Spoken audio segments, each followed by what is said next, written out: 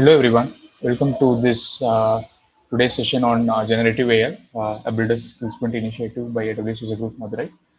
So we'll wait for another 3 to 4 minutes for participants to join, then we'll go live. Please stay tuned.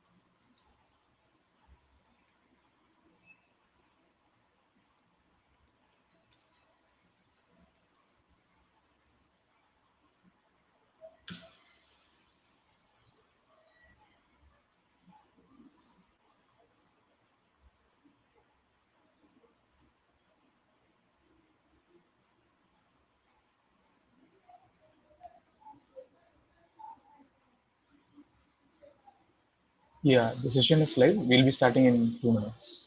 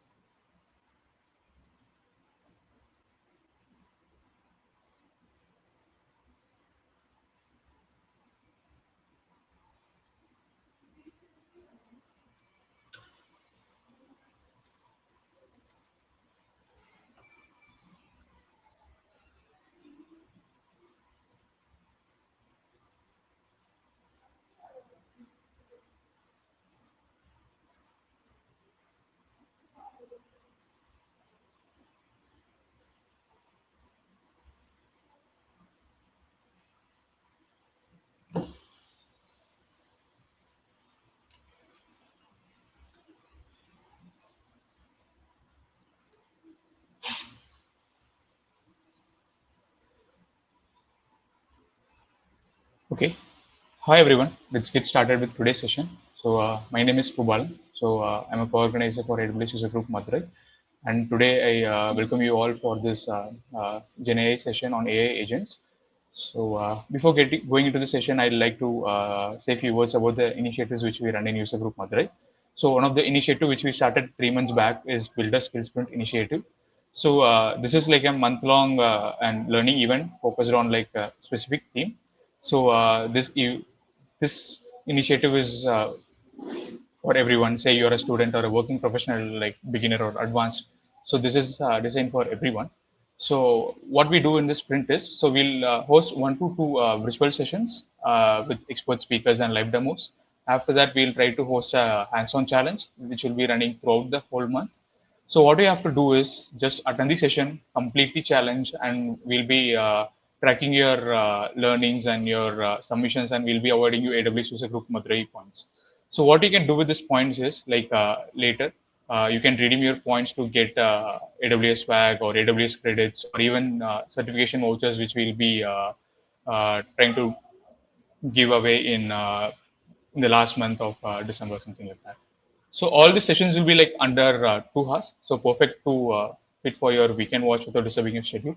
So all these sessions will be live on YouTube. So even if you miss it, you can watch it here, and you can just complete your challenge, and you can submit on the AWS User Group Builder Skill Sprint Hands-on Challenge Initiative. So as part of this initiative, so this month our theme is on generative AI agents. So we'll be seeing how to build agents from zero to hero. So this particular session is particularly focused for beginners as well. So you don't have to have any prior experience before on generative AI to attend this session. So this session will take you from beginner to like advanced level, and you'll be building your own AI agents while you attend the session. So going forward, I also want to highlight about the College Champs initiative, which we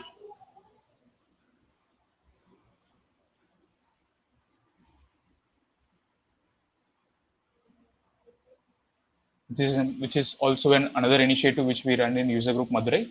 So we already have PSNI College and Anna University College as a college champs, and we provide support for them. Like we help them conduct the events, we help them to get the speakers. So this is like a small club inside your college which you can run, and we'll be providing all the support for you to run activities in your college. So if you want your college to be part of this particular initiative, so you can feel free to reach this website. So we'll be sharing it in the comments, and there will be an application form you can apply, and we'll be reviewing your application. And once you've met the eligibility criteria, we'll be contacting you, and we'll be onboarding you as the college cloud champ. And we'll be also helping you with all the events and logistics. So also I want to highlight this is the third month of Builders Skill Sprint initiative, and the last 2 months were like a successful one. The first month we had around DevOps, so it was like a very good one, and we had 2 sessions, and we also announced a winner like who completed the DevOps challenge. And the last month was on data engineering, so where we had Deepali to present a session on data engineering. Like she gave a wonderful presentation, and also we announced a winner like uh, last for the last month. So this month, so if you are closely watching us, so the serverless challenge is still live. So you can just go and check out the recording of the serverless session which we done the last month with Shrushit, Jones, and Avinash. So it's a wonderful session that I recommend everyone who are not into serverless and who want to get started. So please go and watch the session, and you will get a good idea of what serverless is and how you can build applications with that. And once you complete that, just try to build an application and submit in your builder skill sprint hands-on challenge initiative, and we'll be reviewing that. And if you met all the criteria that we have listed in the challenge, then we'll be awarding you points. And once your project stood out, then we'll be announcing you as the winner of for that particular challenge on that month. So we'll have a similar challenge coming up for this GenAI agent as well, like for this August month. So please look for the challenge as well. So I encourage everyone to participate in the hands-on challenges that we are conducting. So it will help us also to boost participations, and also you can, if you stuck at anywhere, please feel free to try to reach out to us or the speakers who are presenting. So we'll be happy to help you out. Okay. Further ado, I like to welcome Vivek. Uh, so most of you know who Vivek is, and he's our AWS user group Madurai leader, and he's an AWS ML hero, VP of product at Nextem, and whatnot. Like he has so many titles to his banner, and today I like to welcome, like if it's Gen A and AI agents, like Vivek is the go-to person for us to just deliver a talk on, and we are so happy to invite you, Vivek, to present a session Yeah, on AI agents for our user group Madurai audience. So, yeah. Please take it forward. Great. Thank you for the intro. So I'm using a double monitor, so the screen is on the other side. My main code is here, so do not feel bad if I'm looking at the right side of the screen. But yeah, so thanks everyone. So we have been talking about generative AI agents for a very long time, and I've also met a couple of folks who have already available in the comment section. So we have Bhavesh, we have Sunil, like we have been meeting in conferences or virtually. This is the same question that I've been not just from them, but almost from all the folks that I've been interacting with. Though every single people are talking about what is generative AI, and especially I think the generative AI phase is sort of over, but everyone is moving towards AI agents, and every single organization is trying hard to implement those in their workflows to optimize it, to save cost, and make it much more better. And the only problem is there is still a lot of gaps in understanding the fundamentals of what is AI agents and why we need to use it and what is it about. And today's session is going to be very, very different from the ones which I've hosted before. The reason is that there is no slides. So we are just going to talk, and that is purely okay for the beginner level session that we are doing today. So all you have to know is what is LLMs and nothing else more for today. And I think pretty much in the comment section, if you could drop, I think everyone knows what is an LLM, right? I think you might have used it at some point of time in your whole thing. Like it might be your Claude model, it could be your ChatGPT or something. Everyone is aware of what is LLMs, right? So I think at this point of time, there is no introduction needed for what is an LLM, correct? So how many of you are still not aware of what is LLM? So I could drop a simple note around it. So you can use the comment session. I'll be having the comment session live on my other monitor. So I'll be monitoring the comments as well. So if you have any questions throughout the session, feel free to address it, and I'll be happy to take that up. So with that being said, I think yes, we have quite a number of folks here and quite familiar faces as well, and a lot of people from college champs as well. So yeah, hi Bhavesh. So very big ardent fan of user group Madurai, and also he's part of AWS user group Ahmedabad. So let's get started. So let's start from very basics. So, if anyone in the comment section can drop about what is your understanding about agent? Okay, so this I'm going to keep it much interactful. Before even I go to code, let me put my screen directly over here, so it's much easier. Yeah, much easier. So, hi guys. So, uh, what is actually? Do you think about what is an agent when it comes to an LLM or something like that? You think about? Yeah. So Yogesh is telling it's AI agent is nothing but an LLM plus tools. Um, okay. Surya is asking about what is a large language model. Yeah, we'll start with that. No issues. So there have been a lot of machine learning models or deep learning models that exist, right? And the one which actually revolutionized in the field of natural language processing is a large language model. The significance of this large language model is that it has been trained with huge text corpus. When I say about huge text corpus, and what I'm talking about is a huge internet data. If that is being trained upon and your model is very intelligent enough to understand what you're telling and be able to reply or execute something, or not execute actually, to reply to something based on what is it has learned from the entire internet corpus, is what the significance of a large language model. So I think a large language model, what do you use in ChatGPT is a large language model. There you have seen that an O3 model. Right now, the very recent one is GPT-5. There is GPT-OS 120B, which is also released as open weights that you can access it even in an AWS. You have been familiar, I think you must be familiar with Anthropic and models like Claude Sonnet 3.7, and so on. We're going to extensively use Claude model today, and I think that's sums up what is an LLM is. Okay. So, and yeah, I think we have got a tons of answers, and everyone has their versions of what is an agent is, and pretty much I think everyone got it right. So yeah, generative AI is an LLM is very intelligent enough to understand what the query is about and respond to it. But where it really, really lacks is uh, that it cannot really do some real time actions or access something outside its own context. Okay, so let me drill it down a bit because that is the entirety of what we are going to talk about today, right? So when it comes to agents, your LLM can answer anything, but let's assume I ask LLM like, what is today's date, right? If I ask that, your LLM won't have the context of it. So, right, it needs to go and access something like maybe a date tool or a time tool outside the LLM, and it needs to fetch that information so that it can come back and say to me saying that, yeah, see, you asked me what is the date, and yeah, this is August 16th, what is we call today. So this is now, if you closely notice, your LLM is able to comprehend a query, but it fails to access external tools and data, right? And that is where the agents comes into picture.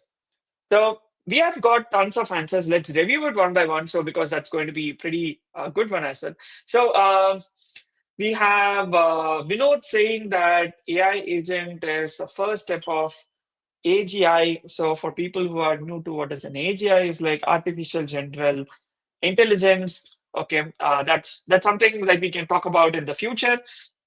Yashashvi is saying that generative AI has brain and AI agent is brain with that. Oh, excellent analogy that I could really think of. So, really a nice beginner friendly answer. So, we have it's like, I'm not sure how to pronounce that, but anyways, so agent is an autonomous software which uses tools, memories, tools, and prompts and leverages AI model. Yeah, you got it almost right. So here you're really great at explaining what is an agent. Yeah, it has autonomous software and tools. Yeah, there are external memory tools, but the agent itself can have memory by itself, and that's something we will be also talking about today. All right. So we have Dilip saying that agents can perform tasks using LLM as well. Yeah, that is true. The vice versa is also true. And thanks for bringing this really great perspective. Yeah. So an LLM can use an agent, and can an agent use an LLM? Of course, it can. So that is something also really a great answer. So maybe today I have not got the code sample to show you that how an agent can use an LLM, but I can show you how it can be done. Okay, so an AI that is required to perform a specific task is said to be an AI agent. Um, Not exactly, we could say, because yeah, it does a specific action. That's what an agent is about. When it is leveraged from an AI base, like an LLM or something, that makes it an AI agent. Okay, cool. So we have agent is analogous to real life agent like an LIC agent. Uh, Maybe we could do that. Yeah, yeah, something similar. Like let's assume that what does an LIC agent does? So like the LIC is a headquarters, right? And this LIC agent is the one who interacts with the this one. So let's assume let's take Sunil's example today as a first starter before we go into what is agents. Okay, that's a good one. So let's assume LIC is your base HQ, right? And then you go and apply asking for an insurance policy that I wanted to really get. So what LIC HQ does is it assigns an agent for you, and the agent comes and asks like, "Hey, you wanted to take a policy? Let me know what is the requirement." It takes all the requirements, and then it tells that, okay, you wanted to use. You wanted to actually take a vehicle insurance, and these are the options I got. Which one do you want to choose, and what do you want to pay as a premium? And all this information is what that agent actually does. Okay.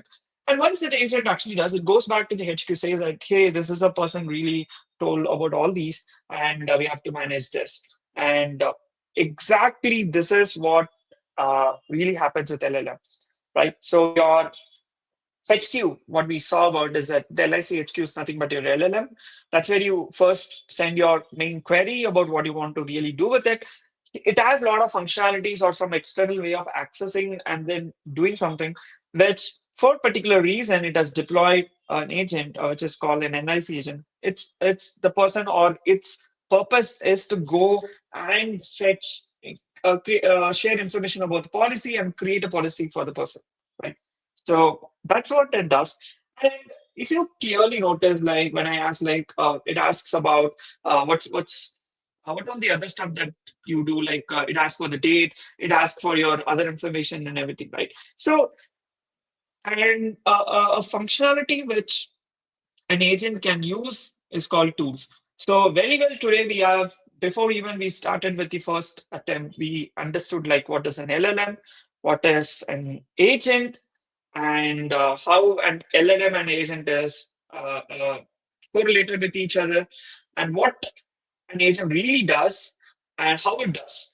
So what an agent really does, it does some specific action for as per the prompt that which comes in, right? And uh, how it does is it utilizes tools to execute it. So today we saw the tool as we saw the tool as uh, and getting the time of today, like even that's a tool, right? Okay, so with that being said, we have very good answers coming in. Um, all right. We got few queries like whether the LLM calls an agent or agent calls an LLM. I'll park these discussions towards the end. So we'll stick to the roadmap of today. And before going into today's session, I think we have quite a number of folks available today. And with quick chat, what you could say is, how many of you have been hearing agents for the first time? So that we could take it, we can shape up the sessions accordingly to the audience present here today. How many of you are hearing agents for the first time and you are curious to learn about it here? You can just quickly say yes, yes, yes. I can just quickly take a poll of what's happening over here. So, how many of you are here, like uh, new to agents, or you are hearing the agents for the first time? Yes, yeah, yeah. We got quite a number of folks. Good. All right. We have a few essays coming in. That's good. Okay, now I'm going to the second question. Okay, we have even more essays coming. So I think now everyone knows what is an LLM, what is an agent, right? Okay, cool. With that being said, so many of you here have like done or used an agent, but I really don't know the entire functionality of how an agent works. Like I have primarily maybe written a couple of code around what is an agent, but I haven't really done significant stuff with agent or done something with it. So maybe I could push into developers and something like that. Bhavesh has been, we have been interacting with agents for a while. He has been experimenting. So I'll put him to that category for sure. Right. And so does, I think Sunil also works. We met in GenAI a lot and we were talking about agents as well. Right. So with that all being said, cool, right? Now let's start with a basic thing. So the thing is, let's start with an agent. So everyone right now knows what is an agent is, right? Let's start with a very basic example how it's being done. So today we are going to run through a couple of roadmap. Let me share my screen and we will pull that up. And if you guys have any troubles in viewing or able to see what is the screen is about, let me know so I could bring that pretty much clear. Okay, I think this should be it. Yeah. All right. Pooja, can you just add this presentation to the screen? Yeah.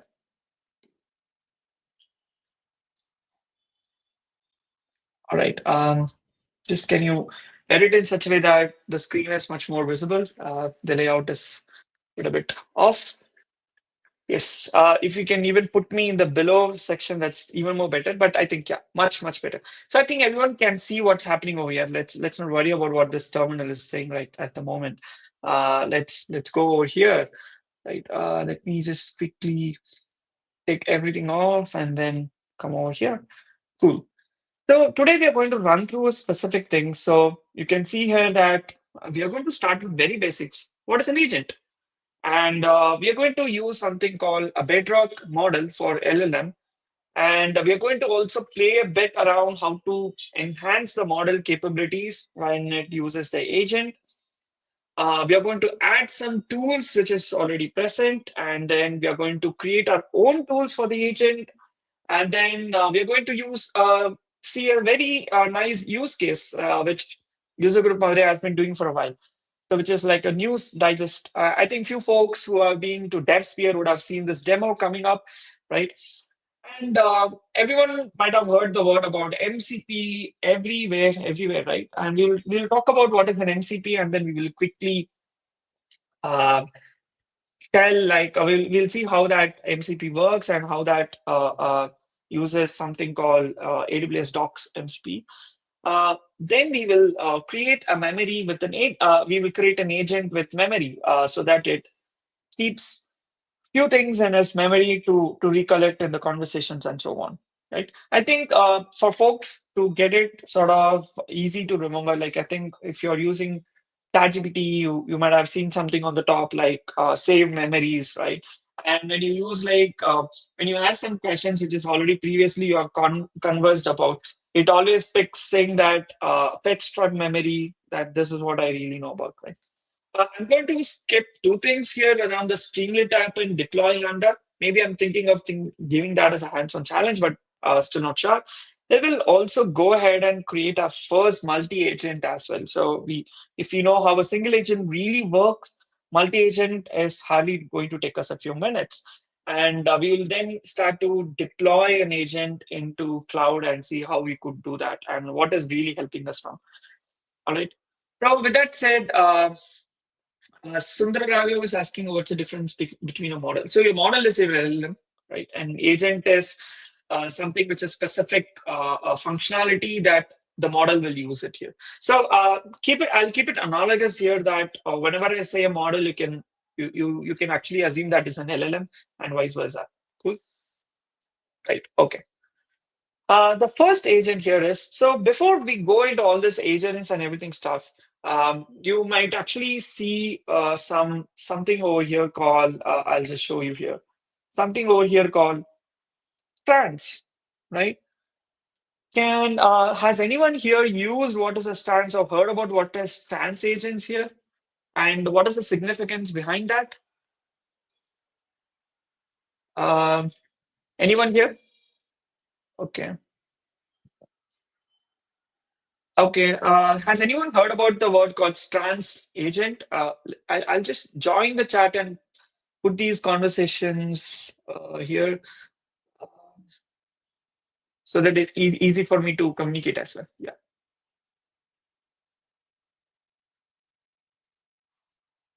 Yeah. So Strands Agents SDK. Yeah.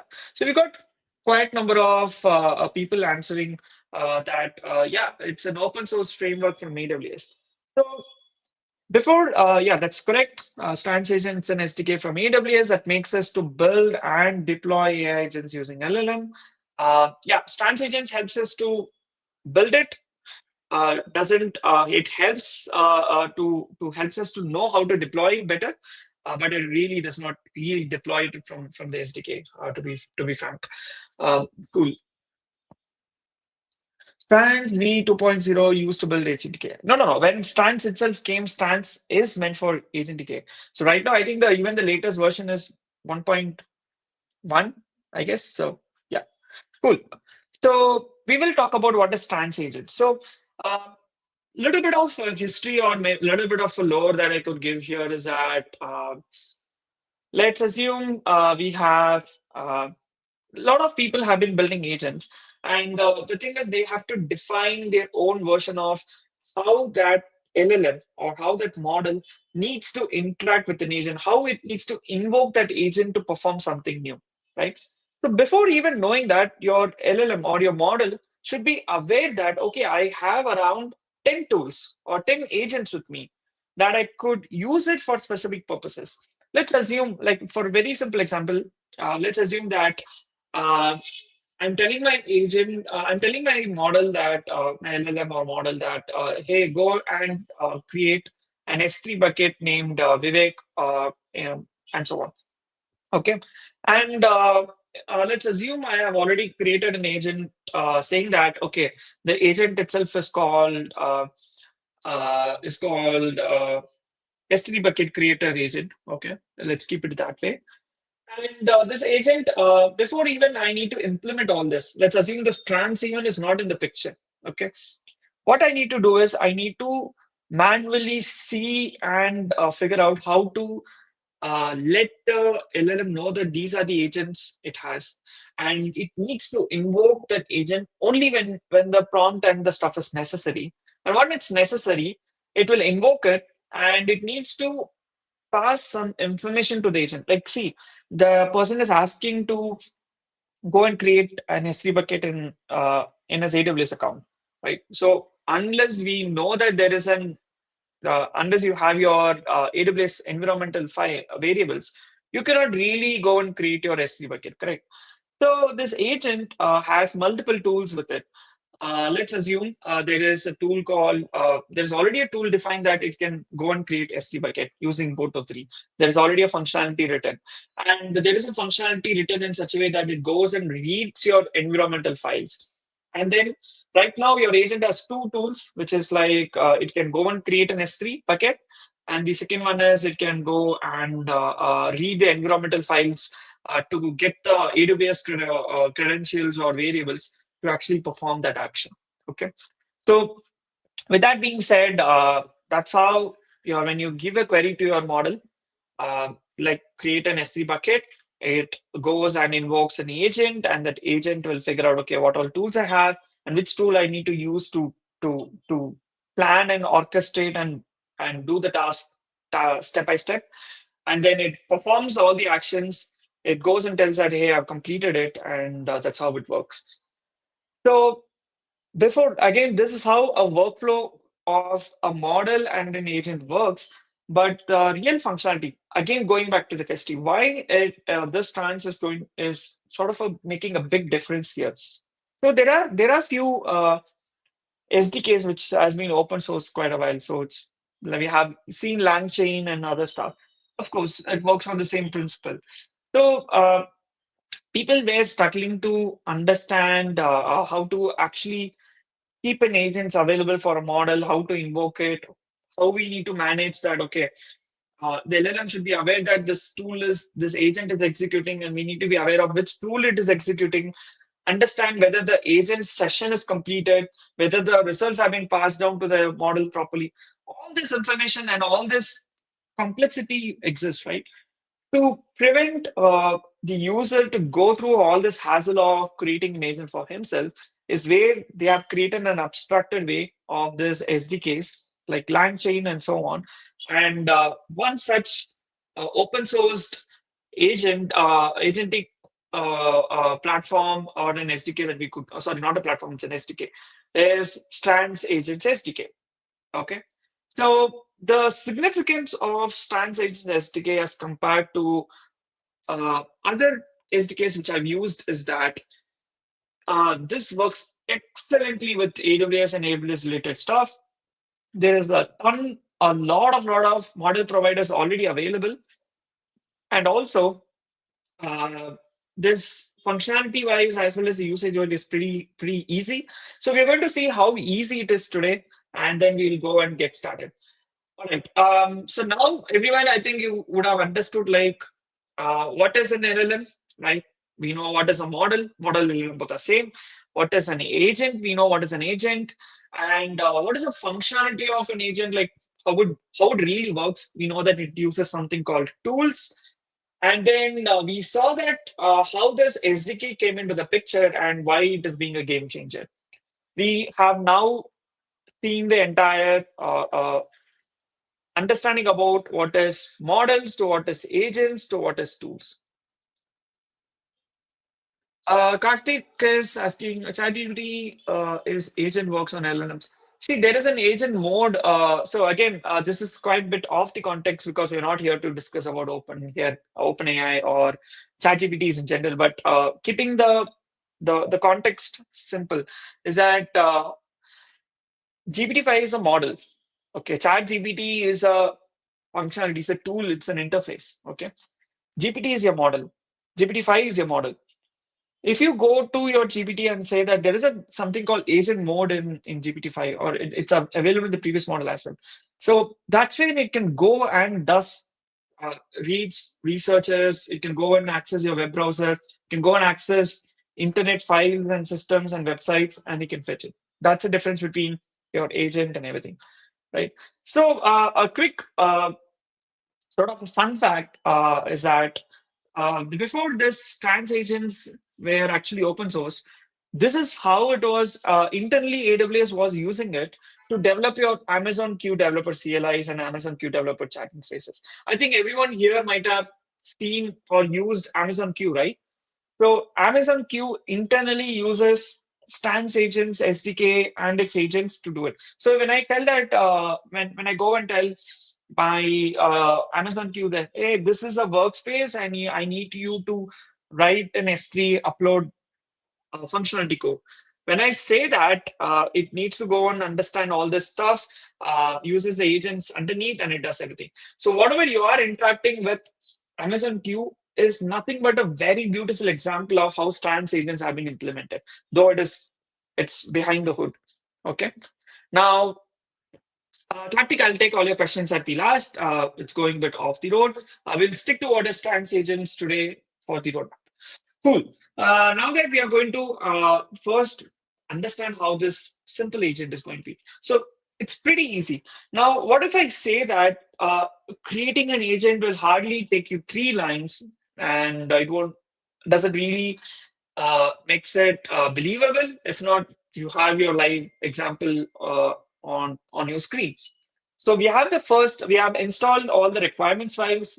So not to worry about it. All this, I think I should show you guys around that. So we have installed Strands agents. We have all the tools. We will come about what is this agent core and other stuff because we have been using it in this demo.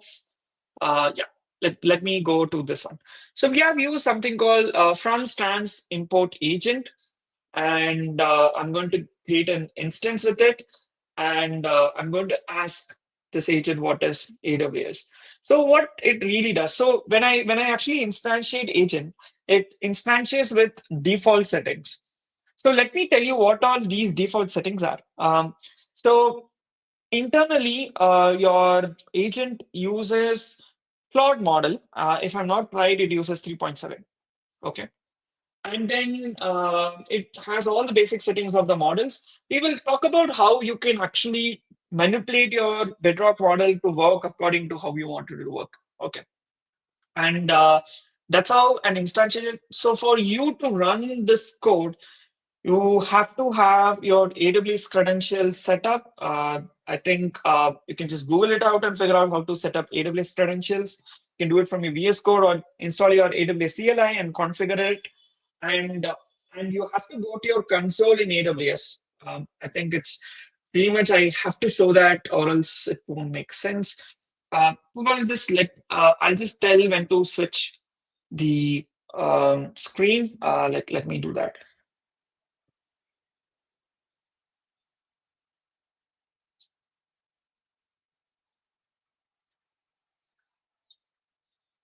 So let me. Okay.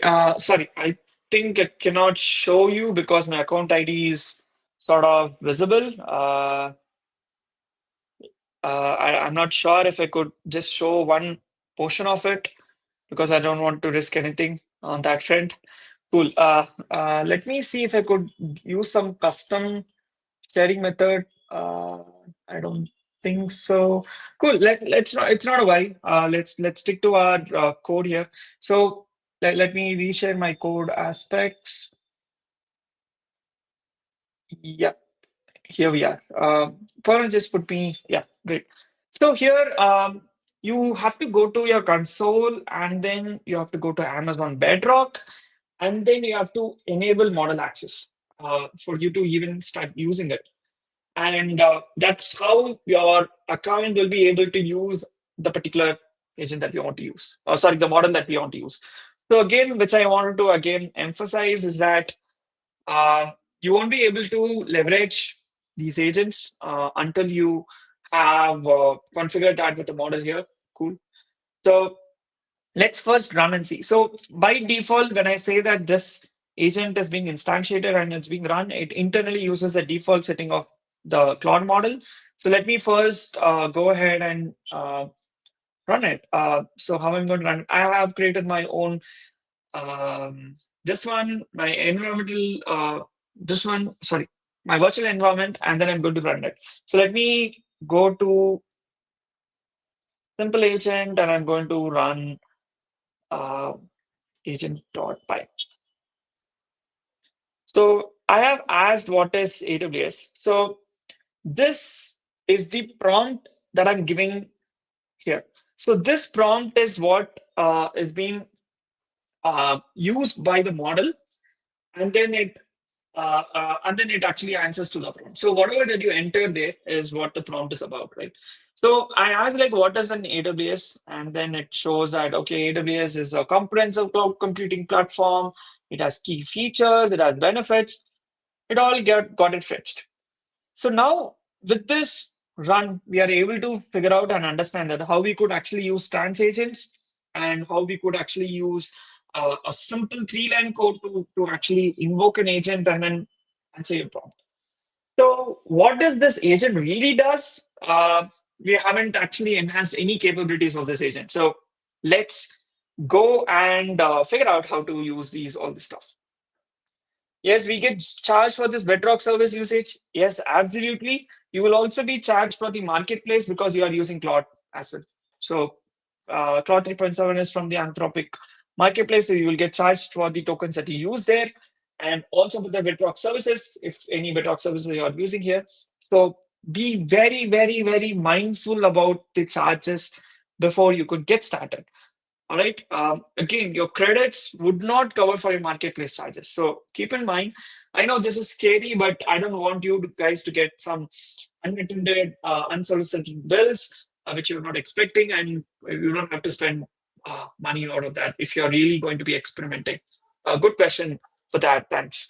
So now that we know how to run an agent, we know what is an agent is about, how this prompt is being sent and everything.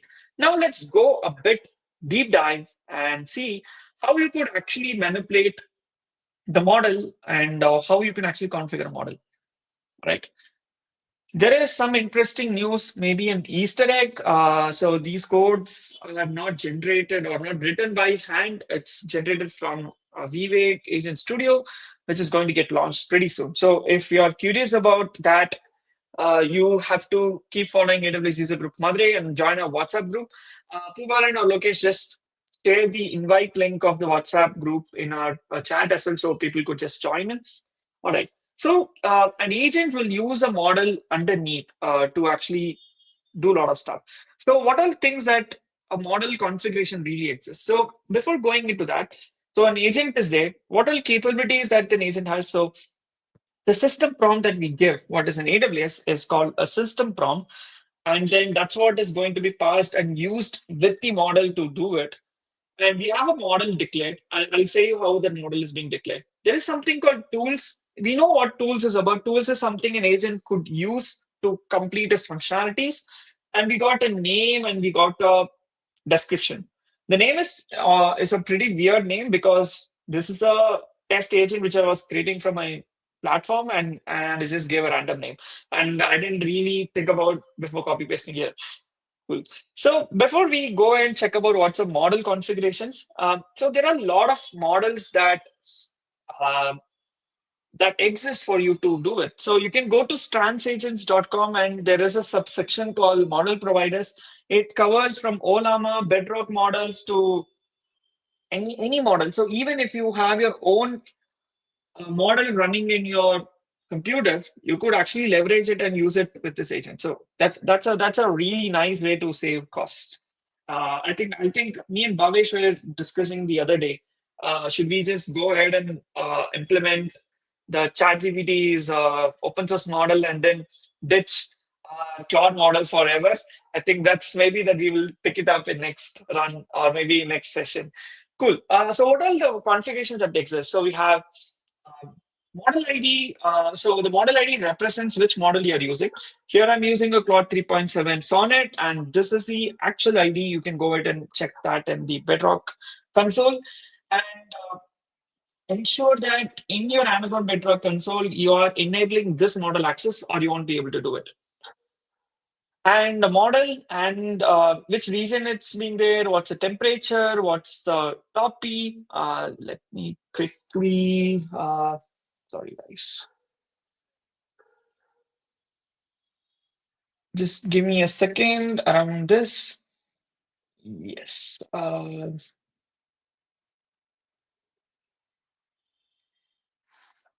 Yeah. So we have a couple of constants. One is model ID, one is model region, and what is the temperature? So a model temperature represents how deterministic its answers are. Okay, and which is like uh, which the lesser the value, it will be very deterministic, very focused. The more the value of the temperature is where it's going to be more creative. All right. I think it's more like the grounding aspects of it, and the top P also sort of does it. So it actually the lower values are more focused responses if you want to keep it very simple. So there is something called model streaming. Uh, what I mean by model streaming is that when you might have seen a very big chunk of data or the response which came from the model, right? When I asked what is AWS, cool, and it could stream whenever whenever the model is generating the responses, it gets streamed and so on. And model stop sequences. Let's assume, Karthik, yes, there is $200 free tire existing, but again, you will be charged for the marketplace. Free tire does not cover marketplaces, but which means under $200 you can play with all the other stuff. Model stop sequences is where you could specify some keywords so that it will use that as a stop sequences. Right. So we're going to now configure the model. These are the stuff which I've done it, and I have passed to the model. We are not using any tool, so it's an empty list, and let's run it. So if you go ahead and the reason why we are actually conducting this session before we jump into this executing this code, you could go to Strands Agents. .com, which has the entire docs of it. You can go to the GitHub, which has a lot of samples um, for everything, like right from the model providers to memories and everything. But for you to actually get started and utilize agents to the perfect thing for your scenarios, you have to actually understand how we need to do this. And maybe I don't think so it's explicitly available for you to go and understand. So I think if you are sitting down for this entire session, you could write yourself that you're not a beginner anymore in agents. You are actually a mid experienced person to utilize and understand what's an agent is about. Cool. So we have agent instance. I'm creating it. I'm going to run it. Let's go to my. Let me run that. So now I can hide this code. Let me clear it. So let me run. So let me also show you how I'm okay. There is one interesting thing that is going to happen here. So before we go into it, so I have placed all the agent, which is right now a single agent under one file, under the one directory called agent. And I've written something called main.py. So if you notice something that we have enabled streaming, which means we can actually uh, asynchronously get the responses from the model. So I have written an asynchronous method for me to keep on getting the responses and keep printing it as it comes. So I've written a very nice CLI like, yeah, we have enabled streaming. You can exit and quit. And it's a very simple thing. So if you can actually see, it's going to take the user input and then it's going to send it to the agent. Okay, that is a system prompt you can actually think of. And then it also is going to show you what data it gets and what tools it has been using. So it's not necessary for you to always implement this, but for your debugging purposes and to see how your agent really uses your tools, you can actually do that. And this is how your streaming responses are being handled, which is an asynchronous method. Okay. Do we need marketplace for this session? Absolutely. You need Bedrock model access for that. So or else you won't be able to actually execute stuff. Because by default it uses the models. So now there is a nice interface we have for ourselves that it's going to ask us, and I'm going to chat with my agent here. So let's start with it with no delay. Where is my yes? So I'm going to run this main.py. Okay, let me. It's saying that I started. What is the agent? It got started and everything. Now let's ask how explain me the difference between uh, Aurora and DynamoDB. Okay, the agent is thinking. It is actually streaming the responses directly from it since we have enabled streaming, and you can see that it's fetched that it's a relational database. It's a NoSQL. What engine it uses, what engine it uses here, and so on. When to use? Yeah, it is given amazing response. We are not cared about. We are not here to learn about what is Aurora versus DynamoDB, but I think we have got it. So I'm just going to exit it for now. So by the second demo, what we have seen here is we know to configure model configurations, model capabilities, not actually mod capabilities, it's model configurations.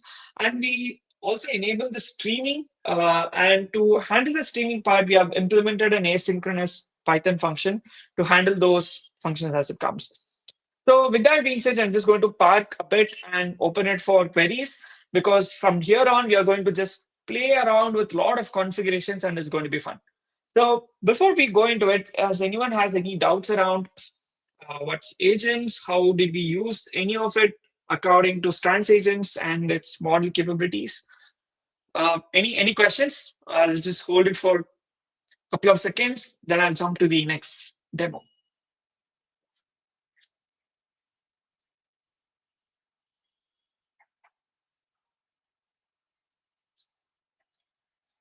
Okay. So with that being said, I would, with no answers here, so I would just assume that everyone is now clear about what is agents, what is trans agents, what is uh, how to actually invoke an agent, and then we already also saw that how to handle streaming responses. So I think if from here you would have already have got uh, a majority of things that how, as a developer, you can implement an agent. That's a great thing. So we have one more hour with us, and I'll try to cover as much as information as possible for the next 1 hour. So I might actually skip a bit, but that is something that you can go ahead and learn because there is a lot of basics that we are going to discuss today. So the next thing which I'm going to actually do is that I'm going to enhance the model capabilities to use it. So let's see how I'm going to do that. So let me go and show you that you can use. Already we have used these model configurations. There is lot of information that you can configure with your model. The one such thing is called guardrails. So has anyone know what is a guardrail? And can you just answer it in the chat? I think pretty much everyone would have encountered this guardrail directly or indirectly. So can anyone just let me know what is a model guardrail is about? A quick one answer. Whoever answers it first will get a $25 database credit from me. No more Googling. Simple. Yogesh gets the $25. You can get that $25 from me post this session. Guardrail is simply a safety rule or boundary for AI system. Absolutely correct. And one such place we have already seen it multiple times. If you're not known what is the guardrail, but you have really seen it, you might have interacted with ChatGPT and everything, right? And when you ask some questions, sometimes they say that I cannot answer this question, or this question is sort of inappropriate. That is exactly what a guardrail is actually acting here on the model. So it prevents model from doing something. Okay, it sort of sets a guardrail. So where do we really set that guardrail? Is like you can configure it to to the level that you want to detail it about. So you need to go to Amazon Bedrock, and there is a section called guardrails. You need to create it, and in that you can create about what topics you need to allow, what topics you should not allow, and then what all harmful things that your agent or your model should not talk about. You can specify everything over there. Okay. Um, let's take a simple example why this guardrail is a big deal. Let's assume a company has implemented a chatbot which uses a model, LLM model, and an agent beneath it. Let's assume that agent, the chatbot is actually uh, I think many are using food delivery applications, right? How many of you are sort of and frustrated with a lot of bots right now who answers customer queries, right? So which is internally nothing but a lot of agents are being in real life. And if you actually see, it fetches your account information and fetches the order information to see, like when I ask like where is my order, it says that yeah, this order is right now delayed, and these are the options. You can call the delivery partner or just wait for thing until your order gets delivered, right? So this is how an agent actually really works. Let's assume that if you go today and try, I'm not asking you to spam any delivery app custom bots, but I'm just going to ask you to just try it out of curiosity anywhere else, even in wherever you have been using ChatGPT or any LLM models. If you go, let's assume in a bot, in a chat bot, I asked like, instead of talking about the model or instead of talking about the order, I'm going to ask like, hey, can you give me which stock should I buy today? No, that's something that a model should not guide some investments or financial related stuff. Or if I ask some inappropriate question, it should say that, hey, I cannot really answer this. That is where this guardrail really comes into the picture. So you can set all this information, whether you wanted to trace, you can enable it. I have enabled all these stuff. You can disable and do everything. I think I understand that there right now there might be a frustration building that, hey, you are discussing a lot of model capabilities and model providers and everything, right? So how should I keep all these in my mind and write this code? Correct? Does how many of you have this question in your mind that, hey, there is now I can see that there is a lot of configuration. I know that Strands Agent is powerful enough for you to configure anything, but isn't it too much of a configuration? Right? How many of you are feeling that this feels like too much of configuration? And anyone who wants to answer in chat, like you feel like there is a lot of configurations that we are doing here. I assume uh, everyone is not feeling that way. Okay. Okay, cool. So which means either uh, at least Sunil or someone can answer like, do you feel these feels like a lot of configurations that we are doing here to do a simple stuff? Okay. Yes, it feels too much configuration. There is a very fun way to actually go about this configuration stuff, which I'm going to give a hint. That's what this Agent Studio is going to really solve for you, which is going to become live in a couple of days or probably tomorrow. Okay, so again, let me take these are one sort of configuration. Let me show you a bit more configurations as well. So uh, I've just disabled all this guardrails, but I'm going to show you a couple of more model capabilities that I can do. One is cache prompt mode. So it's like it keeps caching the prompts that you have been using so that the number of tokens that you send to the model is being saved here. Cache tools mode is like if you're using a specific tool for a specific purpose, it caches it so that it can understand when to use the tool more efficiently the next time. And something called reasoning. So, how many of you have seen any model saying that, hey, I'm using extended thinking, or it uses reasoning to do a lot of things, right? So, to actually allow the model to think and answer, it's called reasoning. It actually does not think, by the way, but yeah, it allows a lot of reasoning part of it. And you can set the budget tokens like, hey, these are my budget. Do not exceed this number of tokens while you are using the reasoning part. So you can actually set that. So that is where the thinking is enabled, and we have set the budget tokens. Always ensure that your budget tokens is less than your max tokens of the model. Obviously, that's a little bit of a same thing, right? Let it when I run it, it's going to run the same pretty much. No much. You may not really see differences from the previous implementation, but it allows you to cache and do all this stuff. So yes, so that is how your third thing works. So just for the time's sake, I'm just going to skip to the other stuff so that I could give more time for Q&A at the end. All right. So next, what I'm going to show here is tools, which is our major. If the max token is reduced, will the quality of the output reduce? Uh, the quality may not be really affected because the quality of the answering depends upon how your model configuration is, like which is your temperature, P, and so on. Of course, it needs to constrain its answer within a limit. The answer might not be really like fully explains the entire query. That is may actually hinder on the user experience part. But the quality of the output is no. That is something that is totally tied to the temperature and the case.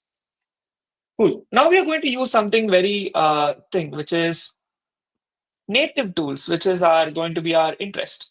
So let me just quickly open that up. So I have one agent written. Let me quickly show that. So now, for a quick recap, we know that now everyone knows what is model and how that agent uses the model, and then it answers all these queries. We also know how to configure your model to the fullest of its capabilities, because that will save a lot of money for you on your long run, like especially on hanging the tokens and how we need to answer. So, and also by setting up the guardrails to prevent the model from answering out of context questions. So it helps you to actually stick to the context that whatever that you are creating with this agent. Now comes an important part aspect of it, which is going to really is a enhance the capability of the agent. The agent needs to do some specific stuff, right? Let me close all these. Okay, it's a lot of things are there. So let me just stick with whatever we have right now. Model. Okay, sorry. So I'm going to go to agents. Main.py just uses the same interface, so you don't have to worry about what that main.py really does. Okay. So Strands actually gives you a lot of tools that your agents can really use. Okay. Now let's go and see what those tools are about. I'm going to take you to the official GitHub repo for it. So let me pull up my.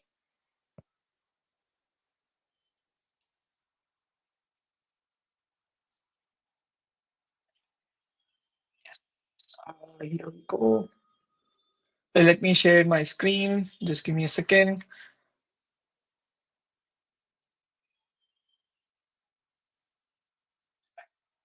So this, what do you see on? Can you just pull this presentation to the screen? Yeah. So what you see here is the official repository of Strands agents, which I follow. It would be lie if I say I follow it daily.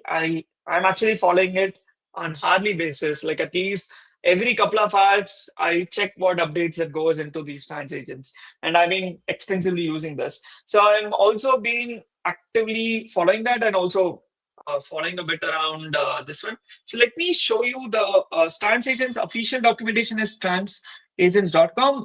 The repo is github.com slash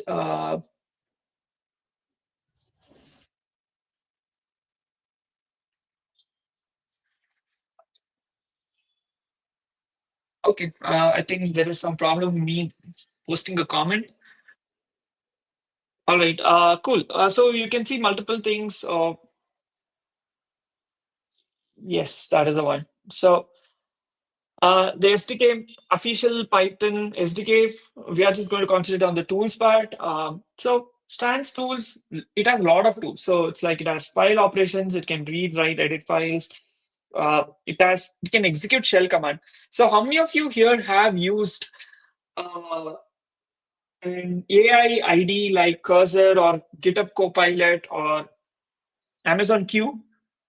Amazon Q also does help you in stuff. So, how many of you have used it?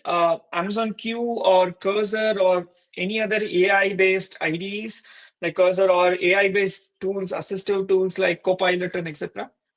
I think at least you might have, if any one of you are a developer here, yes, might have used it. Yeah, Amazon Q and everything. So if you have noticed there, sometimes it you ask like, hey, just create a file from me and then do that, right?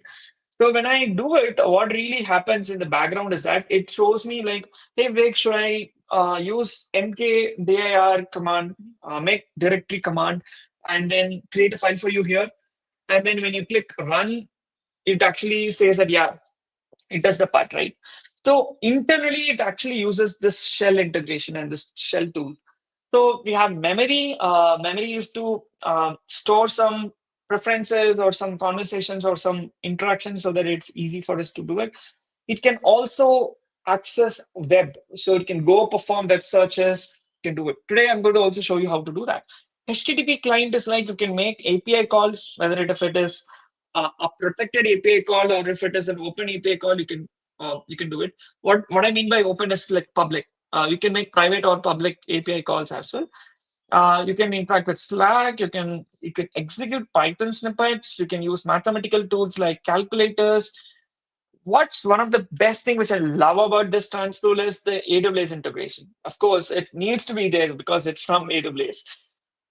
You can actually interact and tell your agent that, hey, go and create an S3 bucket for me. Yes, it really does for you.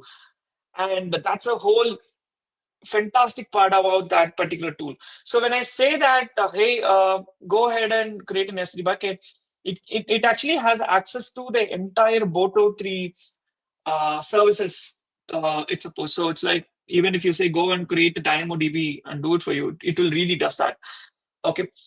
Video processing, audio processing, and also I might have told you earlier that when I tell that when I use, we actually saw about some example in the beginning of the session, right? Like I said, like I want the agent to go and create an S3 bucket for me, right? When I say that, um, it needs to have access to my AWS credentials, environmental variables, or else this won't work, correct? So to do it, it needs to access those environmental variables. So there is already a tool existing for you to do that work. So it does a lot of things. Multiple tools in parallel with batch tool, you can do it. So if you actually see the entire list about what all tools it has, I think it crossed 40 plus by yesterday. At least by today morning when I was actually using it. So there's a lot of tools you can use tool directly as well. It's not necessary that the LLM or your model should define how to use it. Internally, it uses all these stuff, but you can also create and pass this explicitly. Not pass it, you can actually use it in your code explicitly as well. All right. So there is shell commands, there is HTTP request. Uh, we have Tavili integrations, we have Python code execution, a lot of stuff. There is something called swarm intelligence and stuff, which comes under this one. So let's talk about that. Yes. Hi, Ramakrishna. Yep. We saw this in the GenAI Loft. No, no, no. We saw that in the DevSphere. Today, we are also doing the same demo again today. I will share it is part of this demo session today, and I'll share the entire code for this. Of course, without my environmental file for sure. Cool. Now let's switch back to this one.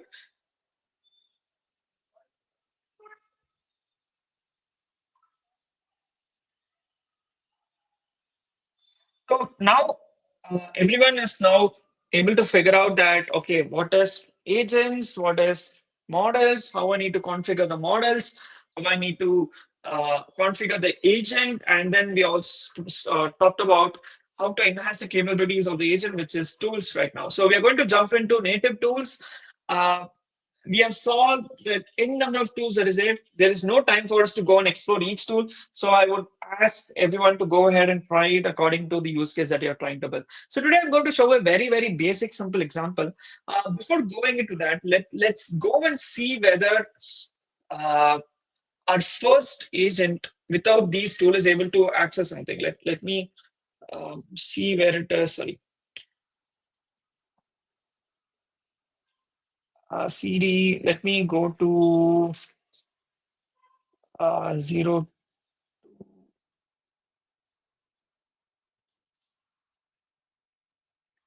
Let me run this and I'm already just see a difference. Even I didn't write out. What's the current date? See, this is a very, very good example how your tools change the way how you use it in LLM. So I'm actually going to the older example, which is the single agent with Bedrock model. I'm asking what is the date today, and it's showing April 24, 2024. Maybe that's when this model has been trained. Okay. So again, now let's go back to our native models. Okay, which is our CD. Where am I? CO4 native tools. I'm going to use the native tools. Let me run this for you, and then let's jump into. Okay, I'm just running it. So I think people can see what's happening there, right? So I'm going to ask like, what's the current date? You can see I'll fetch the date for you. It says that the current date is August 16, 2025, and the UTC time is 6:45 a.m. I'm going to say that, hey, give me the time in IST. Hey, which is sort of not the right. Yeah, I think it's. Are we at the right answer? No, I don't think so. Okay, that's lame. But I think that's a flaw of it. The current time is what, 12:15, right? So it's 12:55. It just adds those plus 500 files from directly from it, which is not the right answer, I would say. But anyways, if you actually see, it uses the tool current time, and then it fetches me the current date and time over here. Is there a way to invoke agent tool without using LLM offline? By default, it uses the model, so I think it needs there. And now, so this is a whole difference about using a tool and not using a tool. Your LLM has very less it only has the context about how it was trained actually. It doesn't have the context to fetch and access external tools like AWS services or my current time or my browser or my web pages. Right? That's where it really makes a difference. And that's why for you to not implement all this stuff by your own, they have already sort of curated 40 plus tools to maximize your use cases. And of course, you can write your own tools as well. So which is going to be our next approach. All right. So with that being said, we have seen. I'll just show you the code. That's also important. Let me do that. So I'm going to use two tools, which is current time and calculator. Again, the same settings of the model. If you see here, I'm using it. It's not that I'm saying that, hey, I need to use like what is 20 plus 20 in the calculator to really do it. You see, if I directly use that as a prompt, it will directly start invoking that model. But also, I'm passing down my prompts from the interface, right? And it really sort of fetches what information it has. Cool. So you can use calculator as well if you want. I can show you, or for time purposes, we can just skip it. All right. I'm going to give you a little bit of spoiler that today agent code runtime implementation, what I was doing today morning, ran into a couple of issues. We'll try to debug the issues on live. If it works, it's excellent. If not, I can just show you how it needs to be done, at least. All right. Now let's go and implement. So we have seen a lot of tools which is being used for our own purposes. Now you can go ahead and think about what all use cases you can write about, right? So it's like I say that if I have the shell command, let me write that I want to run an automation tool, right? Okay, and I'll just say that hey, every 1 day, I want you to just back up all the files and then store it in the shared drive. Okay. If I say that, if I wanted to prompt it, then it has access and you have bypassed the consent to run the shell commands for you. What sort of tools that you can actually use for this use case? Okay. Um, Let me reshare and then show you those tools that you can use. I'm not going to do it live, but I can show you how it's being done. Um,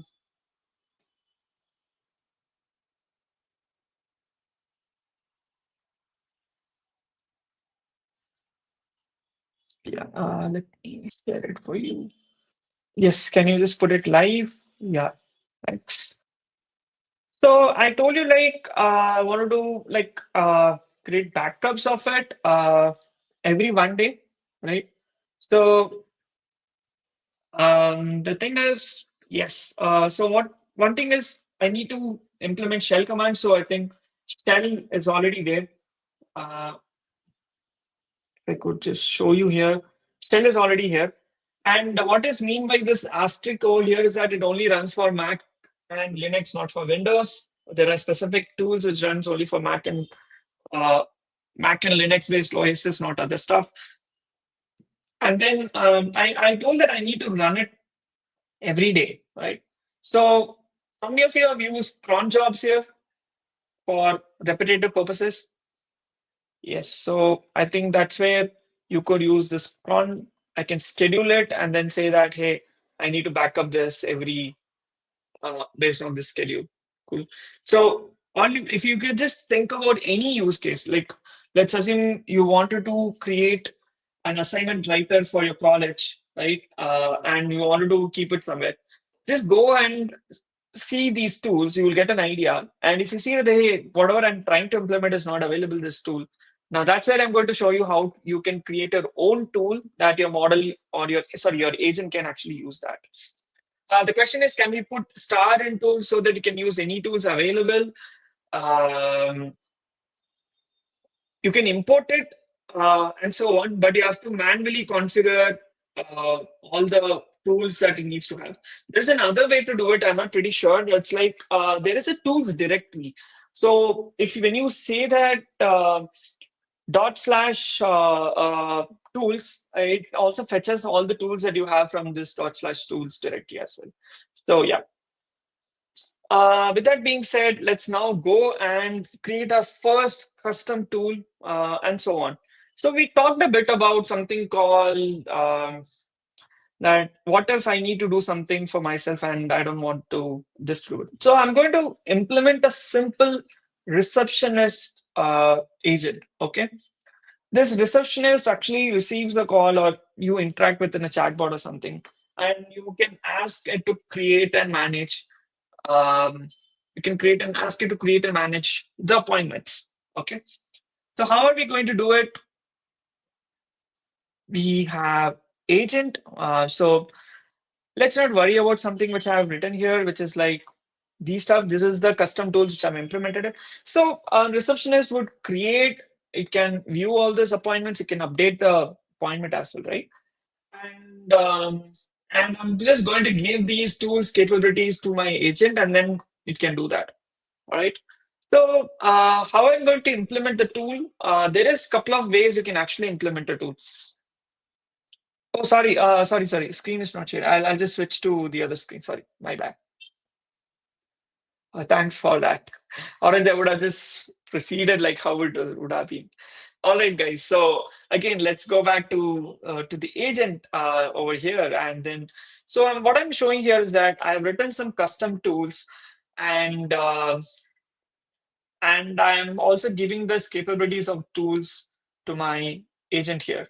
Okay, so it should not be what is AWS. It's like you are an receptionist. Your task is to create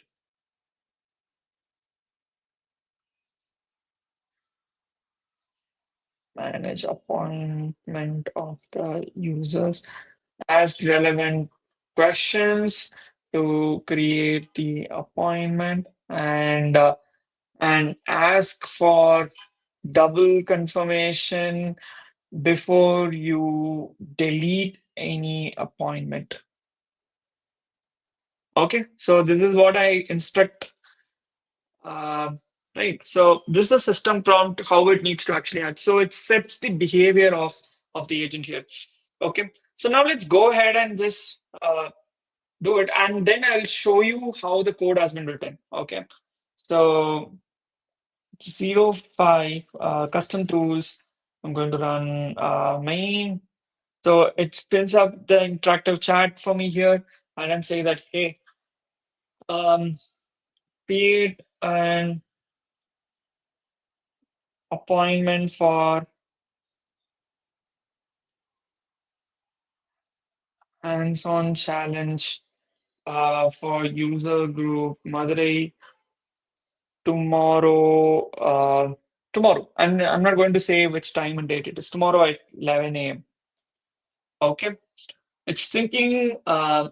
So first it needs to. So when I say that tomorrow, it actually has a reasoning capability. So it says like, what is tomorrow? It goes and fetches the tool one.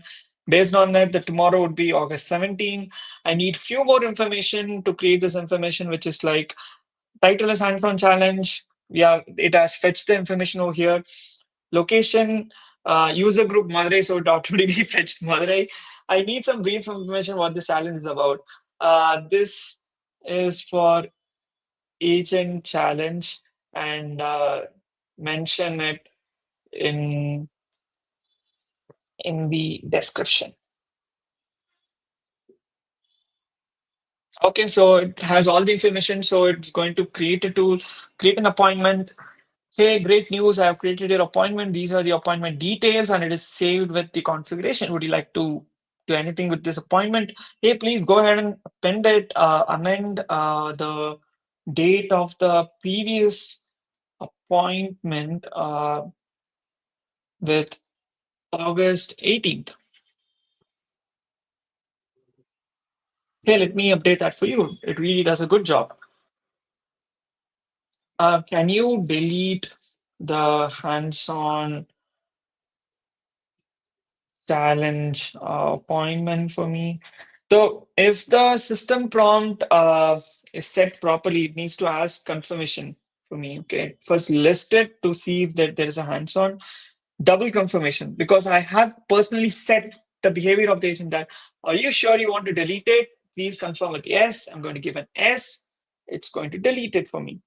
Hey, but before I could also apologize, I'm going to archive it. However, this is not a true deletion. Yeah, that's still fine. For me, not a matter. I can just show you how it is maintaining it here. It has appointment. Sorry, this is where it is being showed over here. Okay. So how it's the custom tools are maintained. I'm writing all these tools under this one. So there are a couple of ways you can actually create a custom tool. Uh, I'm going to show you the easiest and nicest way to do it, which is called a tool decorator. So in Python, there is, how does an agent know what tool to use? Like we have implemented a custom tool A and B. And so how can we give information what the tool does and what's the agent? Excellent question. Like Yogesh, you're spot on this front, right? This is amazing question because this is what people have been struggling to understand, or they really mess up with integrations of tools and agents. Really amazing question. Hats off for that. So again, can you show me the question so I can answer it? Yes. How does an agent knows what tools to use? So when this one, so there is a couple of ways for you to actually do it. Okay, so one is tool spec, which actually explains what does your tool does, the description of it, and also it gives you information about each parameter and its capabilities, like and what's the usage of that parameter as well. Okay, and second thing is around. Uh, this information of how you actually write an agent is about. So this description also gives a bit of context to your agent that, okay, what to use it. What does this tool really does information. And of course, keep your function toolings very appropriate so it sort of knows what to use on the semantic basis. And when you use your parameters, ensure what the parameters, data type it uses, and so on. Okay. So that is how it really helps you to do it. And the second one is, how does your LLM knows like what tool that it needs to use, whether I need to use tool A or tool B here. That's when the semantic approaches all comes into the picture, and the description of the tools as well. So internally, it also, let me share if I use the tool spec today. Today I haven't used tool spec. Okay, it actually maintains the tools and the tools information, and it sort of understands what tool really does it for you. So that's how this agent knows which agent to pick. And your LLM, see, one more interesting answer that I could give to this. It's not just that your agent might use a tool once per prompt.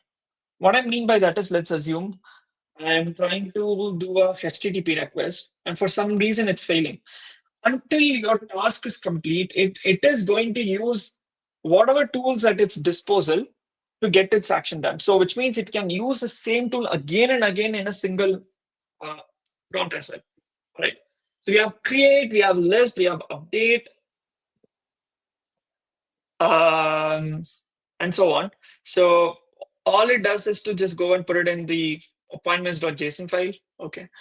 All right. Yeah, you can hide the comment. But yeah, thanks for this excellent question. Really liked it. So this agent uses these tools and then it does all the functionalities. All right. So that is how you can implement custom tools. So I'll just walk you through how the tools is implemented. So we use something called a tool decorator so that we know which function is uh, tool and which function is a normal function. Because in your Python code, if you're writing everything in a single file or whatever it is, the tool decorator identifies this is a tool that your agent can actually use it. And you need to import and also use the same function name. So function names does matter really, really in this whole implementation part, right? So we have used two, three, this one. I wanted to actually show you how to use tool spec, but I think you can just go and explore it, how to create a tool using a tool spec as well. It sort of follows the JSON structure for you to do it. All right. Now that we understood, so today, right now, at least the first 1.5 hours, if you wanted to give a quick recap what we have done, we started who are with people who wanted to know what is LLM. So we started with what is an LLM. We understood what is an agent, and we also sort of had some few examples saying that what is an agent and what is this one, and then and also we talked about like how an agent and a model really interacts, and how does the tools really help you to enhance the capabilities of executing something for the agent. And then we understood how the Strands SDK works. We implemented basic functionalities of an agent. We also went ahead and configured your model to the fullest. We also configured the model capabilities such as guardrail, streaming capabilities, caching the tool, caching the prompt, and also we enabled the reasoning capabilities as well. And then we went ahead and then we explored the Strands tools, and we used a couple of tools as well. We also discussed a couple of use cases, saying that what all tools we can actually use, and then what's the purpose of it. And for you to attend to custom requirements and custom use cases where you wanted to use your custom tools is where we implemented our first custom tool, and then we did all these approaches here. So with that being said, I think anyone here who have followed from the beginning to now for this session, you can claim yourself that we are really a person who's a developer who can actually implement agents, because I think you have actually gone past a really, really fundamental and really necessary concepts of this one. So I think that's right now for us a time to put everything together. Is there a timeout for agent tool invocation? Yes, there is a default timeout. Um, okay, I cannot show my .env file, but I can just go ahead and show you this one. So let me go to the GitHub itself. They have explained it pretty neat. All right. Yes, good question once again. So if you see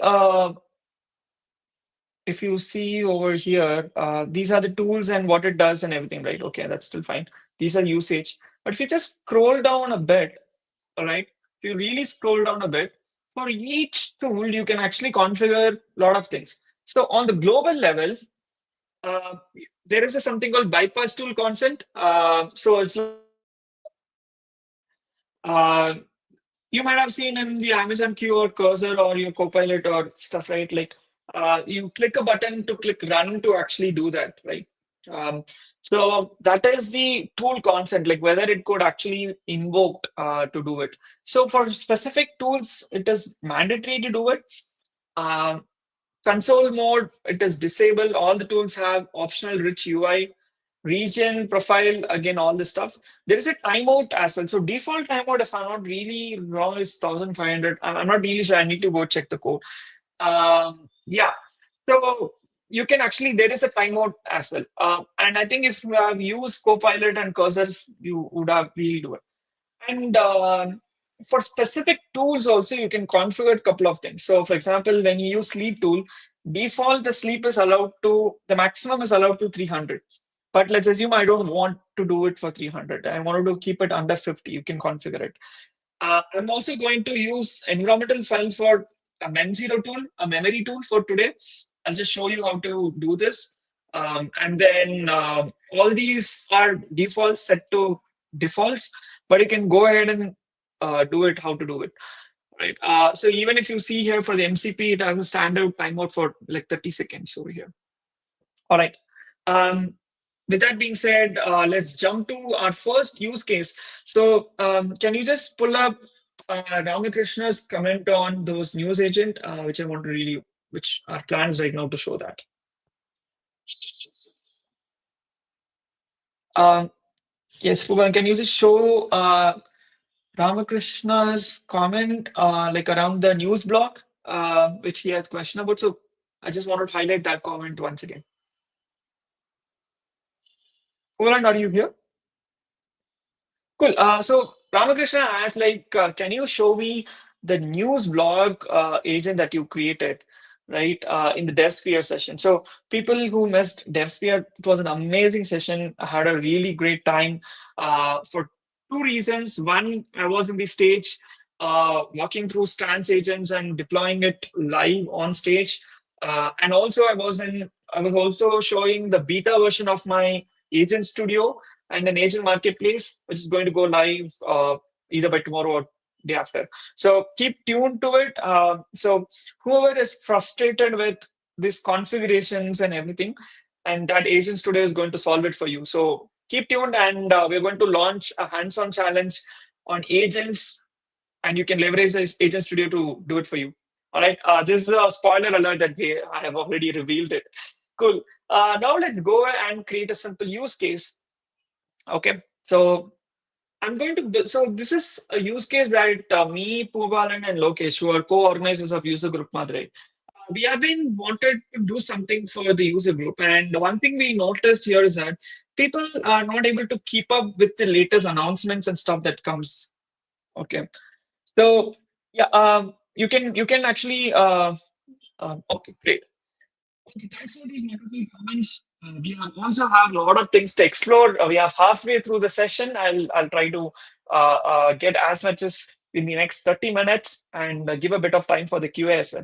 So yeah, so the reason behind building this agent for us is that we have been for user group Madurai is not really, I would say that we do not follow the conventions of how other user groups work. So people who are in Bangalore are being part of actively in other user groups might agree to it because we have been running the user group very differently.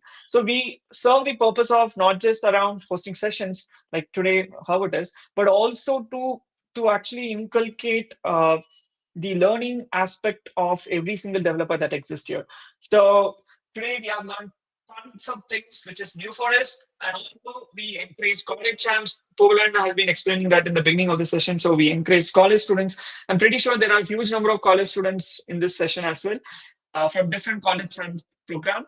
And the second thing is that we keep the developers up to the pace. That's one of our motive, and that's how I've been also keeping up with the pace. So we use this community to share the same thing. So if you notice, if you are part of a user group Madurai WhatsApp channel, a couple of weeks back, you might have been receiving a weekly digest saying that, hey, this is what really happened in the past few days.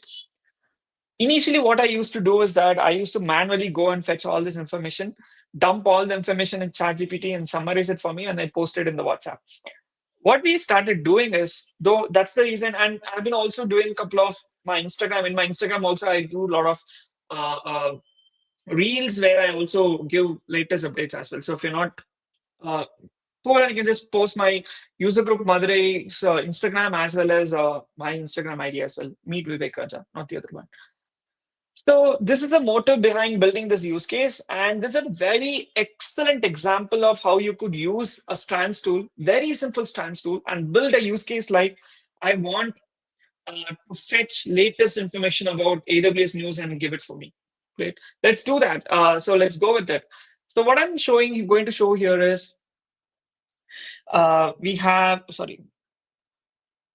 So we have an agent. And I have two RSS feeds here. So one is the RSS feed of what's new with AWS. How many of you here follows what's new with AWS blog? I'm pretty sure not everyone here. Okay. So, but what if I tell you that you can receive these news in our WhatsApp group? Like it's going to go live again in next couple of days, but it is already we have tested and experimented it. So uh, when I say that what's new with AWS, and then this is a blog where you can actually go read about it. And then one thing which I really follow is the Dev to Heroes blog. So you might have been hearing about the word called AWS Hero. So I'm an AWS Machine Learning Hero.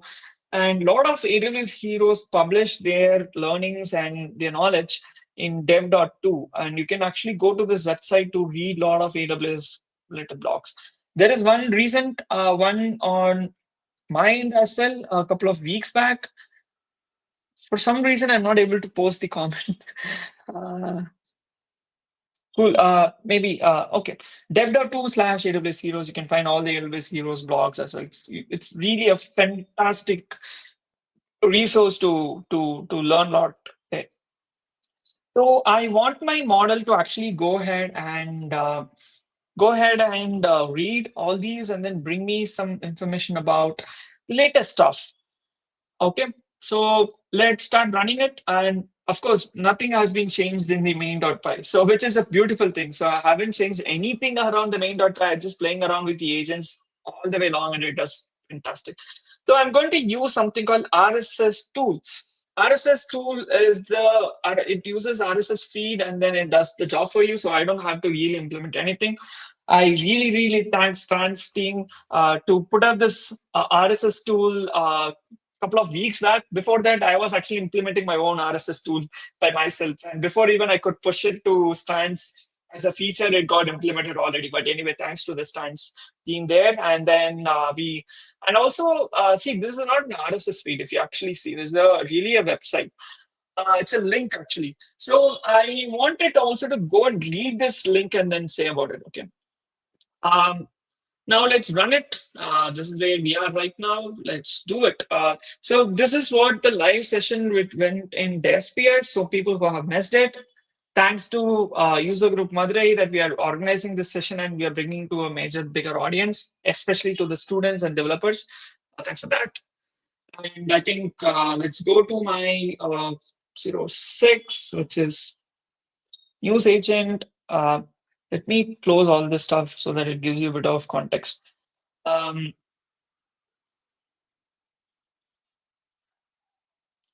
okay, so get me latest 3 AWS news. I just want the news. I don't want the blog, but let it. So yeah, I'll just fetch the latest 3 AWS news articles for you. So fantastic. So get me all these stuff. So if you see here, it's 2025 August. When was the date of it? Let me just go quickly and check what was the date of it. So I might have to reshare the screen, but it's still totally fine because I wanted to show you it does interact on live basis.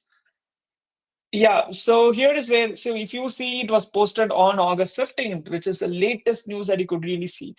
And the best part, see, the thing is, Athena now supports create table as select with S3 bucket. Oh, this is an amazing, good that I got to know about it right now. So for people who are using Amazon 3 S3, Amazon S3 tables, this is a really good feature that I would say. Yeah. Yes, so this is a new update which came in and it fetched me. Let me go back to my code and see how it's been there. Let me reshare my screen. Yes, here we are. Oh, no, no, no. We are here we are. All right. Can you just perfect? So if you actually see, it got me the title. It also got me the link, and it sort of gave me a summary. It didn't really write the entire thing from the thing. So I didn't even tell that I need a summary of it. It sort of gave me a summary without even having to do it. So that's where these models are really a fantastic one. The other one is EC2 RAG instances are now available in the Asia Pacific regions. Good that DynamoDB now supports CloudWatch contributor insights mode exclusively for throttle keys. Okay, that's something really new for me as well. Okay, that's great. So this is a fantastic way that with just a couple of lines of code, if you just read, if you see, it was hardly 50 lines of code, we are able to actually do something really fantastic. Now, let's take a step even more better. Okay, fetch me latest AWS Heroes blog.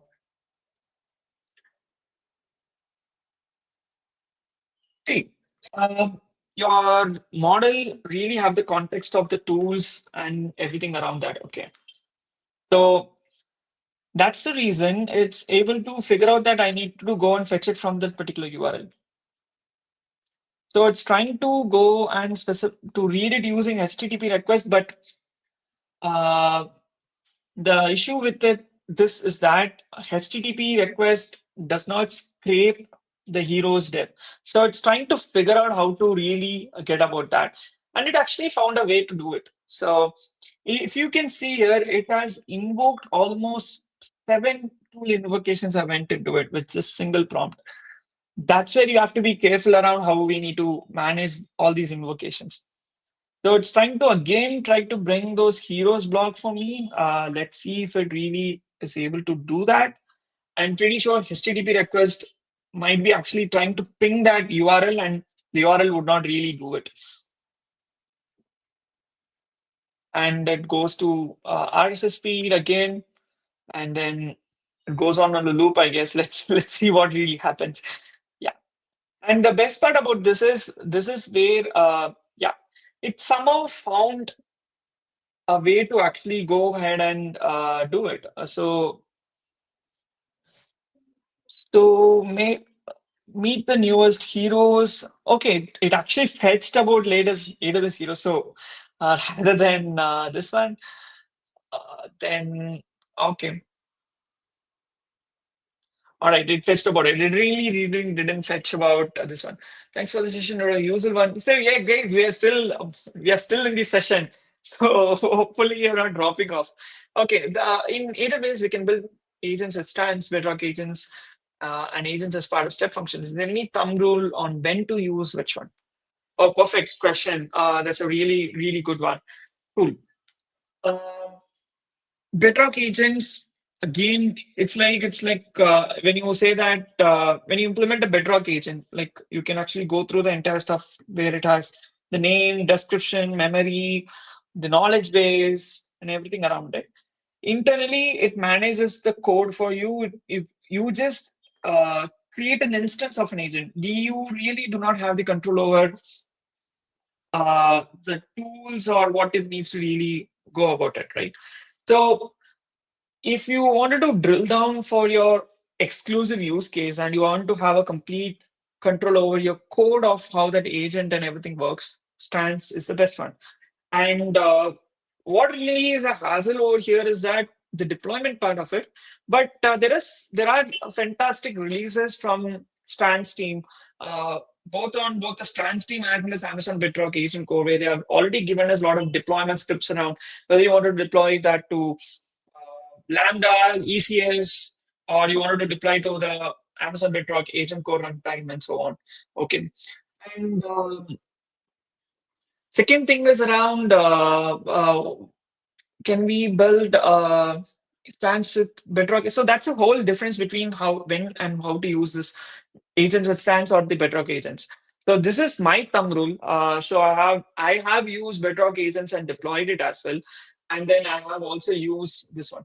So when it comes to agents as part of step functions, that's something very interesting question.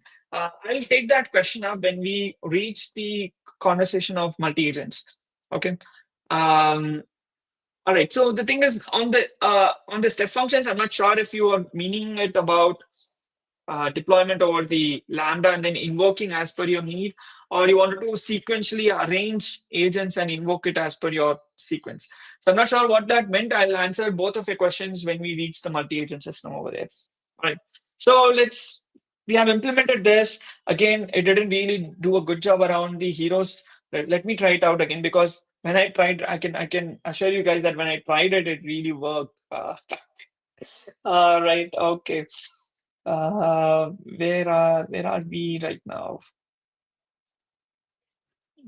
This is okay. Let's go for it. Now we are here, and then uh,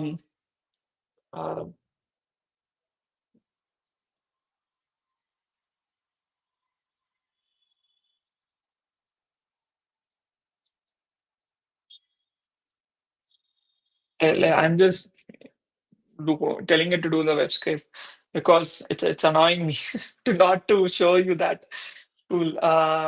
There's any RSS feed available on this one? It's trying to do. It's not able to do that. Let me share content specifically from AWS Heroes. It does all this about.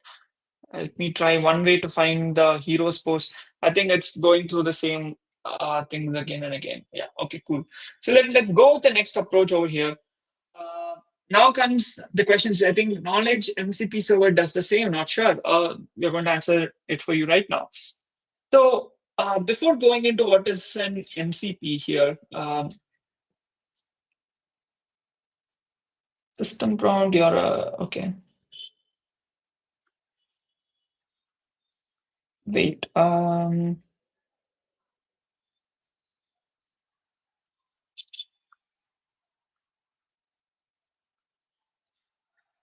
Oh yeah. Oh, sorry. It was me who was messing it up. So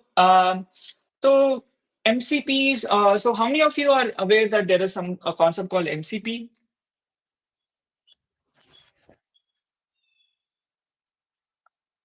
Um, Not sure if anyone is aware of it. Model Context Protocol. It was released by Anthropic.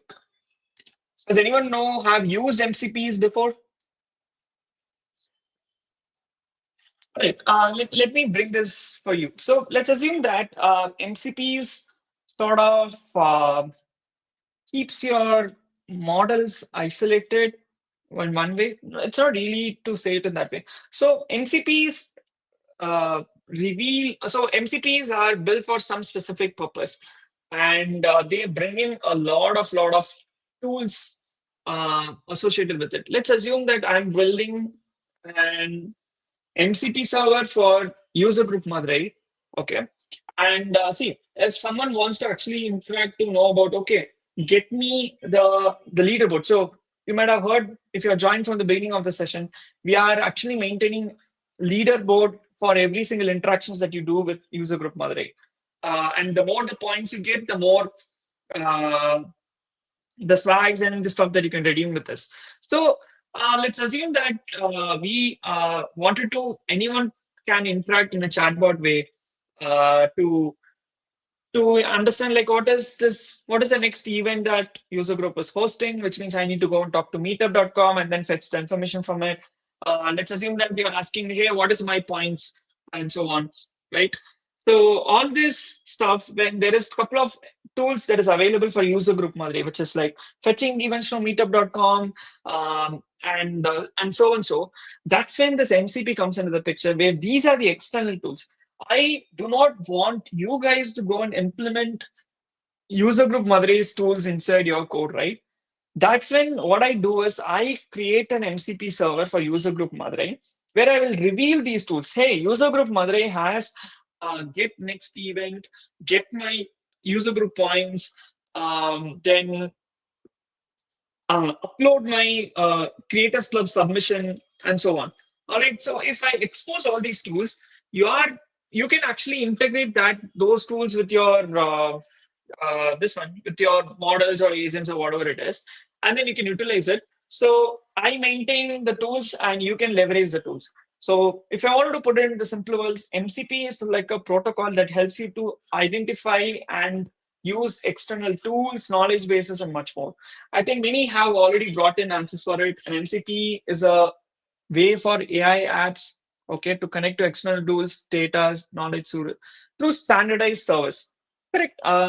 It's a copy paste from Google, but it's right. Sorry for that. But yeah, good efforts on bringing that up. So yeah, it is a standardized way to connect it, and MCP secures your tools without having to put it up. And of course, by secure, what I mean is that you can also set the authentication for your this one so that not everyone could just come and use your MCPs.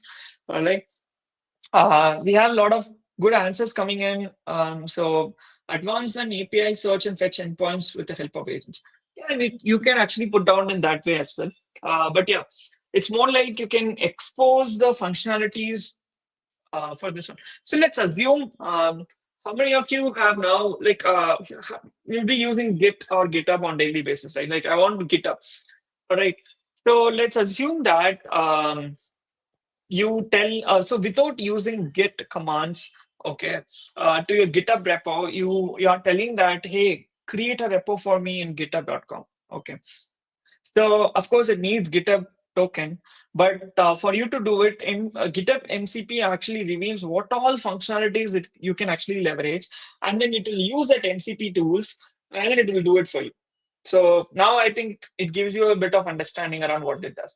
Kavyabharti says that enables you to build agents and complex workflows on top of LLMs and connects your models with the world.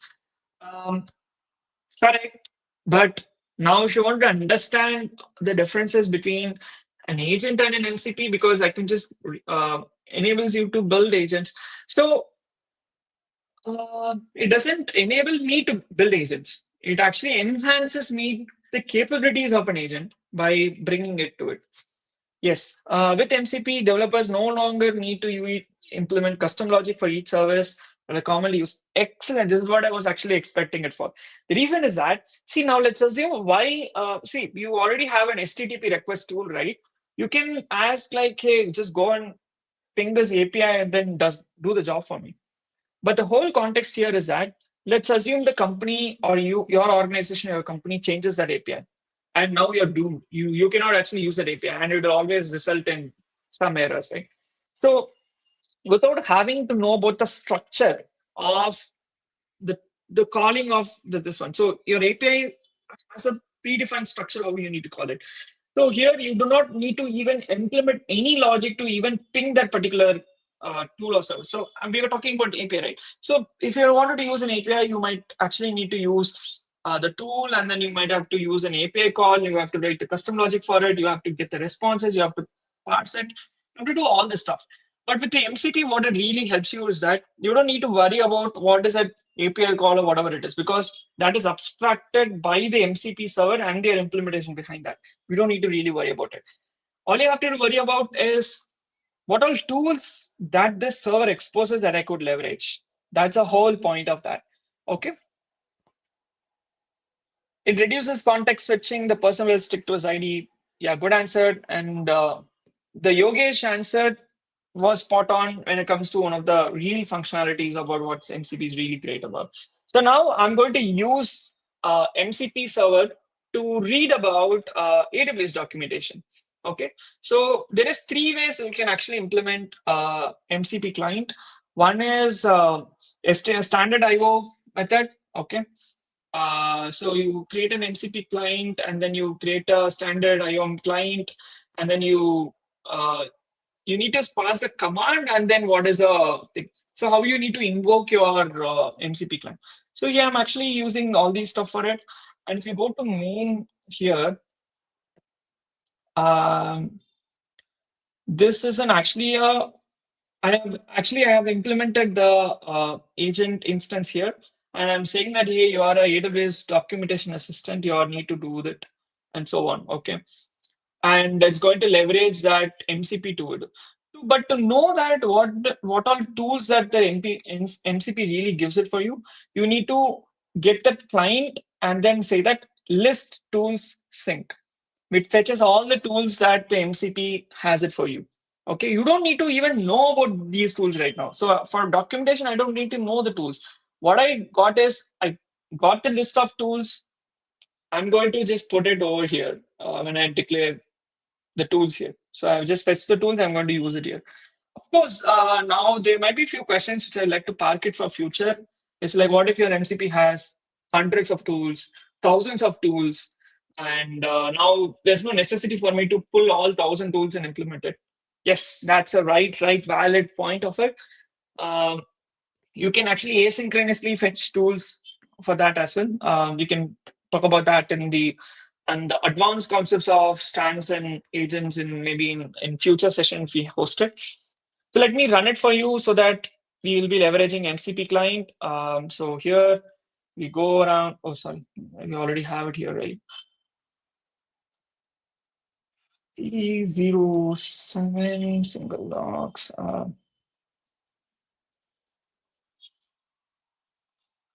Okay, so this is actually leveraging the MCP.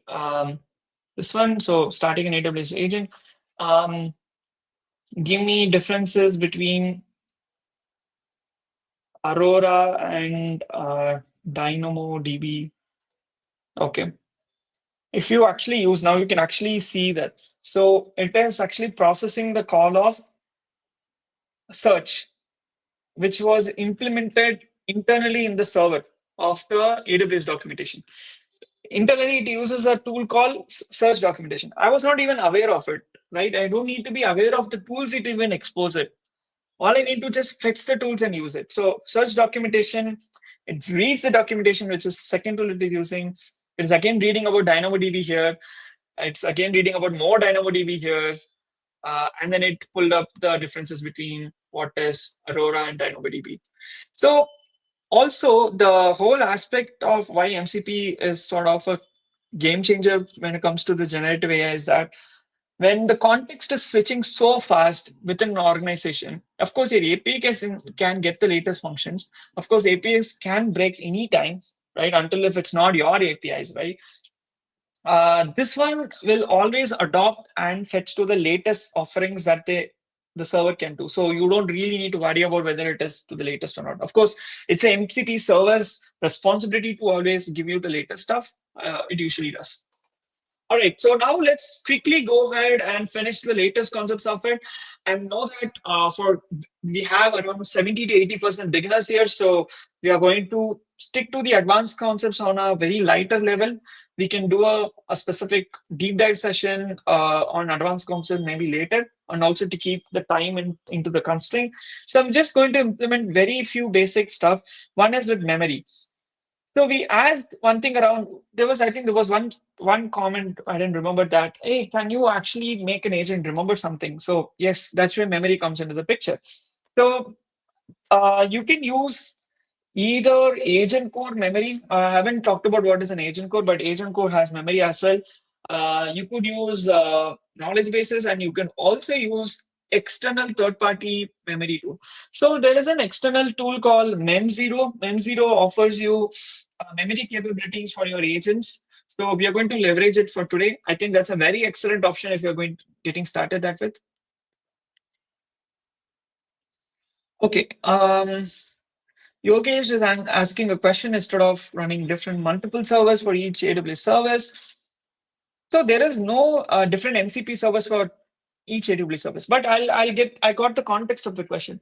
Now let's assume that you have multiple MCP servers or something. Is there a way for us to like an MCP gateway that centralizes tool discovery, auth, routing?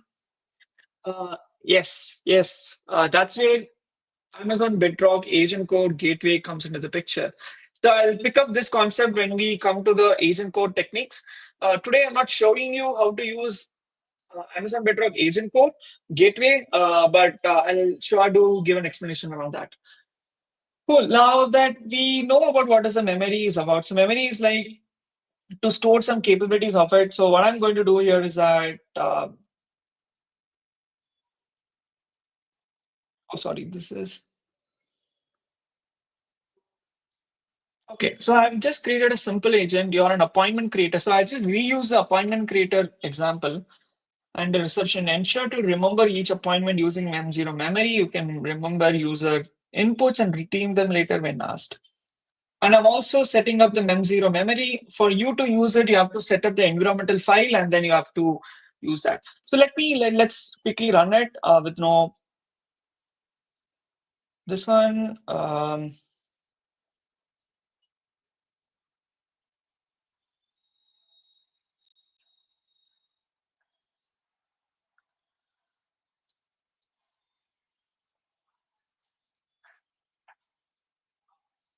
Okay. Create a new appointment for advance Strands event on Sunday, day after tomorrow at 11. Sorry, guys, I'm just putting this for like just for an explanation. We are not really doing it the Sunday. So it fetches 18th. It's going to create an appointment. Now let me store this appointment in memory so that I can refetch it. And you can see that the memory for this user appointment has been created and it using mem0 line for it. Okay, so it is using memory. So if you want to, so it can actually leverage list all memories we have. Yes. Okay, memory is saved across session even after the process skill. Is it persistent storage for agent? No, persistent storage is where your management will come to the picture. But yeah, no, let me rephrase my answer for this. So when it comes to memory, there are three things that you want to really talk about here. One is the actor ID, and the second one is the session ID, and the third one is the memory strategy. So what I talk about here is that when I say you could maintain session-wise memory as well, and so you can maintain actor-wise memory. So when it comes to a single agent like these, an actor would represent a unique user.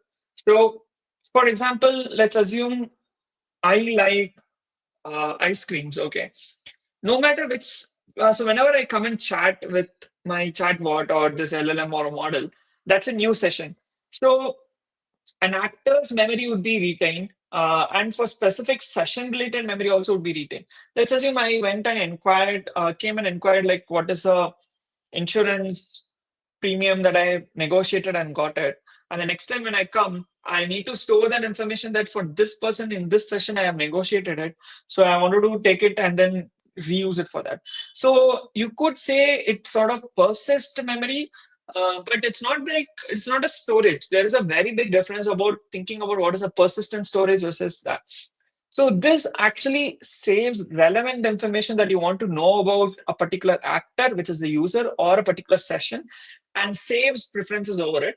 That's what makes the memory a memory. There is multiple strategies that you can use to save a memory. So one is short-term memories and another one is long-term memories. A short-term memory only stays for like 30 days or 7 days that you can set it about. And the second thing is around long-term memories. And when it comes to long-term memories, there is a lot of ways you can store it. So if you go, there is a very, very nice example for this. If you go to ChatGPT and then click on the saved memories on the top, it gives you a memories that it has stored it for you, right? And if you see, it is not the entire context that you have prompted or conversed with. It summarizes and keeps it there. So there is multiple strategies that you can use in agent's memory. when it comes to long term. One is the summarization, and one is semantics. So it helps you to keep those things very precise and so on. And it also saves preferences. So, like if Vivek prefers ice cream over matcha, then it really stores that information for me. Yeah, but yeah, good question. So I wanted to show you that really does it really store it and fetches from there. Let me quickly go to my mem0 and then do it for you and then show you.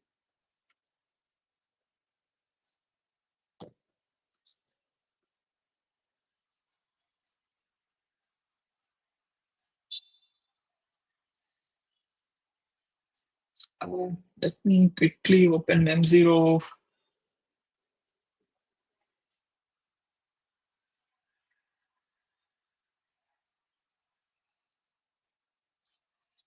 So if you see just 3 minutes before we ran it, and then it entities like the appointment user, and if you see, it actually stores that information for me. Yeah.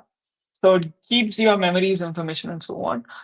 Graph memories is something really, really interesting one. So this is I'll talk about it a bit later, but go ahead. It's you can go and try it out.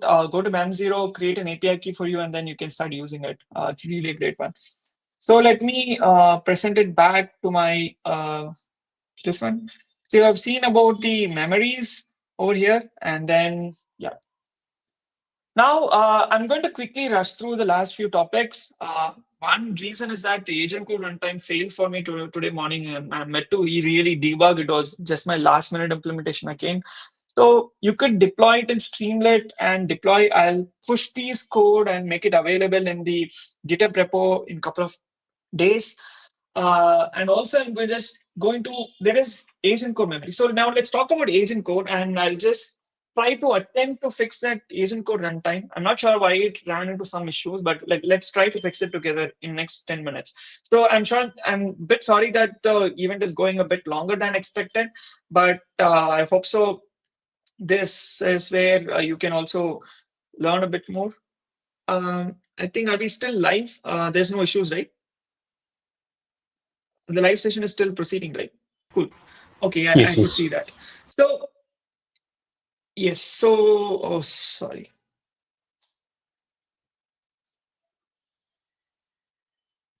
Hey,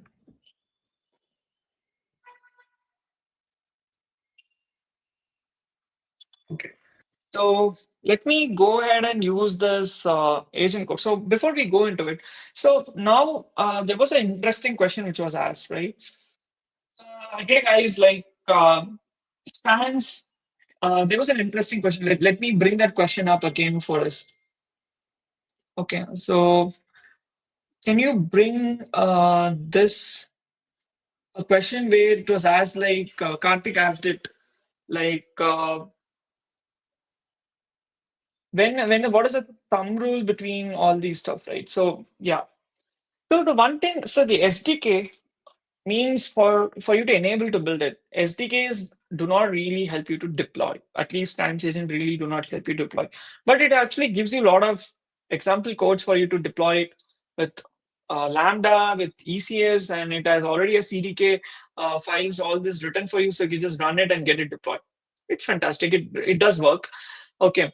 Now comes the important question like, okay, now you're organic. So the whole problem in recent times when is that exactly 1 month ago, today's August 16th, July 16th is when this agent core was officially announced in AWS Summit, New York by Dr. Swami Subramanian. So if you don't know who he is, he's a VP of Agentic AI in AWS. I had the chance to meet him in the dev sphere. I think most of the folks would have met him. He was a keynote speaker, and we also had the chance to discuss about the agents today, which I was building. Okay. Okay, so the agent code, the thing is, a lot of agents, now we have a clear idea about how to build agents, right? But the whole idea is that how to productionize agents. Like you have hundreds of agents in your organization, how you need to maintain it. And how, and if you know it, so in our AWS Digest example, you could see that a tool was invoked almost 10 to 12 times, right? So let's say that I wanted to observe how these tool invocations work. There is a functionality for instance agents as well, which is called observability, open telemetry implementation of it. You can go check it out. It's not part of today's demo. But the thing is, here is where okay, sorry. Here is where that when you actually use a single agent, sorry, I lost the context. So you have a lot of hundreds and hundreds of agents in your organization, or you are developing it. How to maintain it, how to observe it on the scale, how to productionize it. That's where the real problem is about. Okay. And also the second problem is that there was an interesting question. Like let's assume I have like a lot of MCP servers. Okay. And each MCP server has hundreds of tools. What is the right way for me to actually centralize all this tool discovery?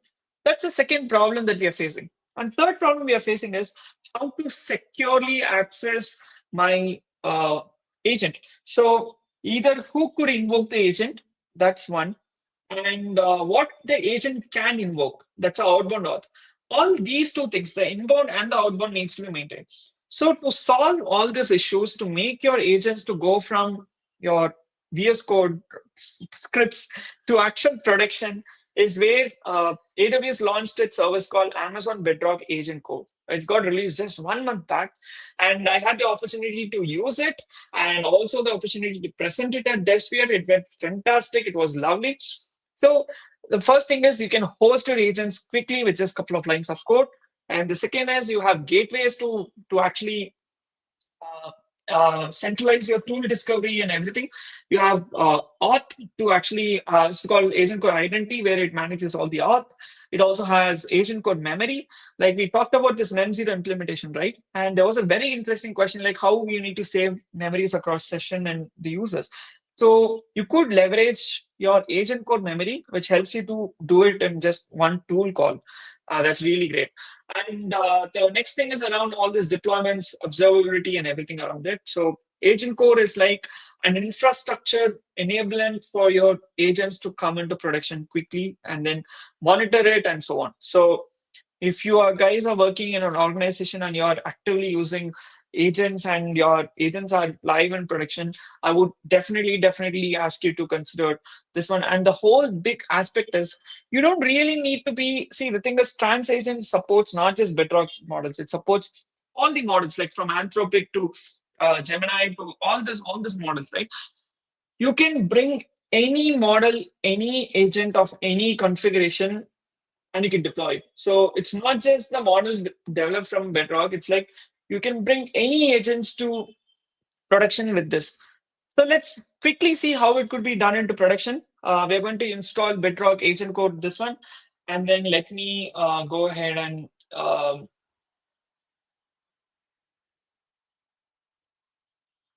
let me show you that. Yeah. So I'm just going to deploy this news agent. Okay. But let me try to also create. Can I show the console without revealing my account ID? I don't think so. That's possible.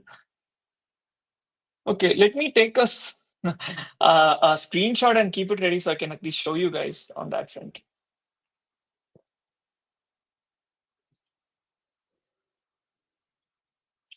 Or I think I can also quickly run through the agent code because it was there.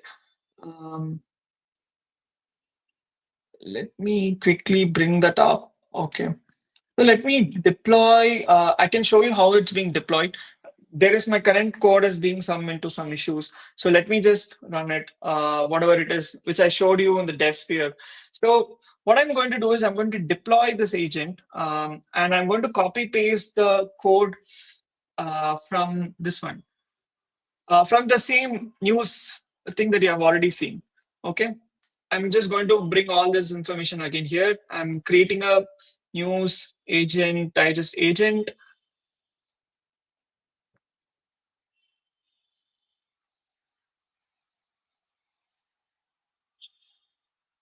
And I tried agent code deployment with Boto 3 few days back in QSLA. Agent core SDK is not yet available at latest Boto 3. Okay. I think I have to check it. I think I'm also running some few shoes on the same front. But yeah, let's concentrate on the demo here. So for you to actually use it here, you need to import Bedrock Agent Core runtime, and I'm going to import Bedrock Agent Core here. Okay, and Agent Core app to make any agent, including a Strands agent. Even it could be a LangChain as well. So you can actually go and implement it in LangChain if you want to. So just install Bedrock Agent Core, and then you have to create an entry point. So I'm just creating an instance app is equal to Bedrock Agent Core app, and I need to set an entry point for that as well. The entry point is where the agent invocation actually starts. Okay. And I'm writing it at with the tool direct with the tool decorator, so sorry, with the Python decorator, that app.entry point, so that we know where the app is going to start from. Okay, so I'm going to create a new function called def Strands Agent Bedrock, because that's the entry function of my this one. And let me finish it up. So let me see if I could just quickly run it. So I'm just this one. So I'm going to invoke this with the payload. Okay. And all I did here was I installed the Bedrock agent core, and then I just added two lines to it. One, obviously, I instantiated that Bedrock agent core app, and then invoked an agent point.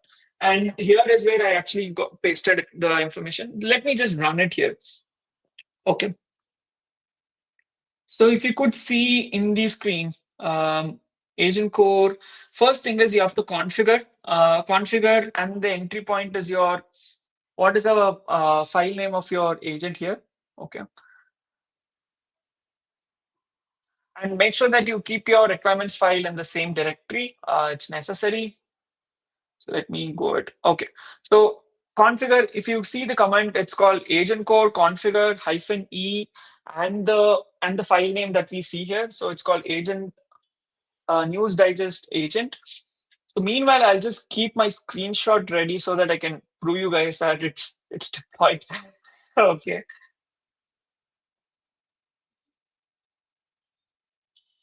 So if you see over here, it asks for a couple of things. One is it will automatically create the role and which repository it needs to create. So one is the ECR repository, so where it needs to deploy it. Okay, and then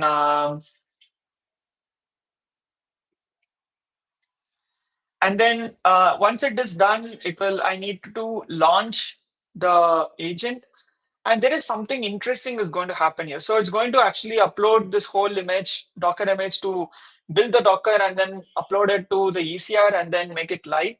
But very soon enough, you can see one error going to pop up here. It's saying that the agent name already exists. The reason behind that is when I was already creating this example, I was already created with an AWS digest agent with the same name. So it threw me an error. So just going to add one more new name to it, going to put it as -1. Just going to do the same thing again. Again, I pressed agent code launch. Yes, it has done it. So now when I wanted to actually invoke that agent, let me see how we can invoke that agent right now. So agent core invoke, and I need to give the prompt for it. Let's do that. Agent core invoke. The prompt is what is the latest AWS news. It is actually running it from this one. Okay. We have the cloud endpoint, which I actually deployed it. So I'll keep my this ready as well. If you could see the session ID is created.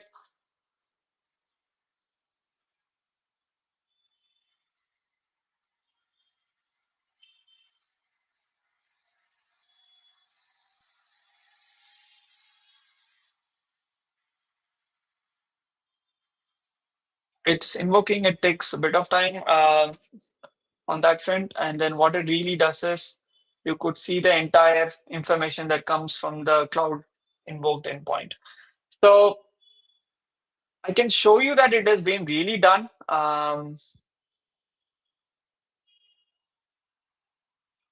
Pooran just put the screenshot. If you could see that these are the runtime agents which was implemented the other day. Okay. So which means it really works. So for those who are staying by, I'm just going to quickly show a simple multi-agent implementation. I think it's better that I take the multi-agents into a separate session because we have really gone past more than 1.5 hours here, right? Okay, so let me check. Okay, all right. So now that let's quickly see the Bedrock agent, multi-agent, and I'm just going to show you one way to develop multi-agent, not the entire thing. Okay, there's multiple ways you can actually pull it off, and I'm just going to show you one. And then we are going to quickly summarize what we saw today, and then I'm just going to have a couple of questions available here. And you can also still join user group Madurai, and in the general discussions, you can shoot me the questions as well. So let me first share the screen.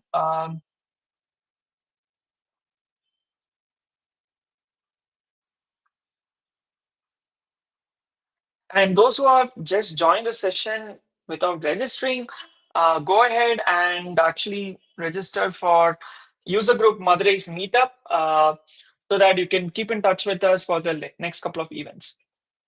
Yes. So let me quickly show you a simple implementation of this one. Yes, can I just share my screen here? Okay. So I'm going to show you a simple multi-agent implementation with specialized agent. There is one common way called agent as tool. So we know what is tools, right? So you can declare an agent and you can use an agent itself as a tool. That sounds interesting, right? So let's see how that really is being done. Okay. So it's a multi-agent system. There is one agent called research assistant prompt, your specialized research assistant focus on factual. Fine. And they have created the whole thing. And if you can see here, it is the agent is actually decorated with a tool here. And here, this is actually using HTTP request. So this itself is an agent and it uses this prompt and it is under a tool and it has a method to it. Yes. Do we need entry point for load balancing? Yes. You need a load balancing this over there. And you need to go and explore a starter toolkit of Bedrock Agent Code, which actually helps you to manage all these stuff for you. So they have done a pretty good job over there. And there is another here coming back to the example here, something called another agent called product agent, and that uses these prompts for it. There's a trip planning agent which uses another agent, and this is a main agent. So this agent itself uses research assistant, product recommendation, trip planning, and itself has another tool. For research purposes, you have to use research assistant. For product recommendation, you have to do it. What does a product recommendation does? Your specialized agent and so on. In the main.py, let's go and run it. And this is going to be the last of the demos that we're going to see here right now. Okay. So PD, we are at the 13. Oh, sorry. 13 multi-agent graph. There is a lot of ways you can create. There is a lot of configurations of it, like call workflow, graph, sequential, and agent as tool is one of things. So we will take a new session maybe next week if things goes well, and and also this agent studio actually simplifies you to create multi agents very easily. But yeah, again another spoiler. Let me run this code. I'm going to run the main.py. It's an orchestrator response. Okay, it has what all tools it has is there. So here we have already given a prompt. Okay, the queries are overview of Bedrock and its features, product recommendations for flying cars, plan a 3-day trip for Tokyo, and what is the weather like today? Let's see how it does. The first thing is for the first query, overview of Amazon Bedrock and features. And you help you with Amazon Bedrock, it uses a research assistant. If I had leveraged the MCP client here, it would have fished from there. Again, that's how you need to intelligently manage all these stuff. The second thing is around, so it gave me everything around Bedrock agent. Now let's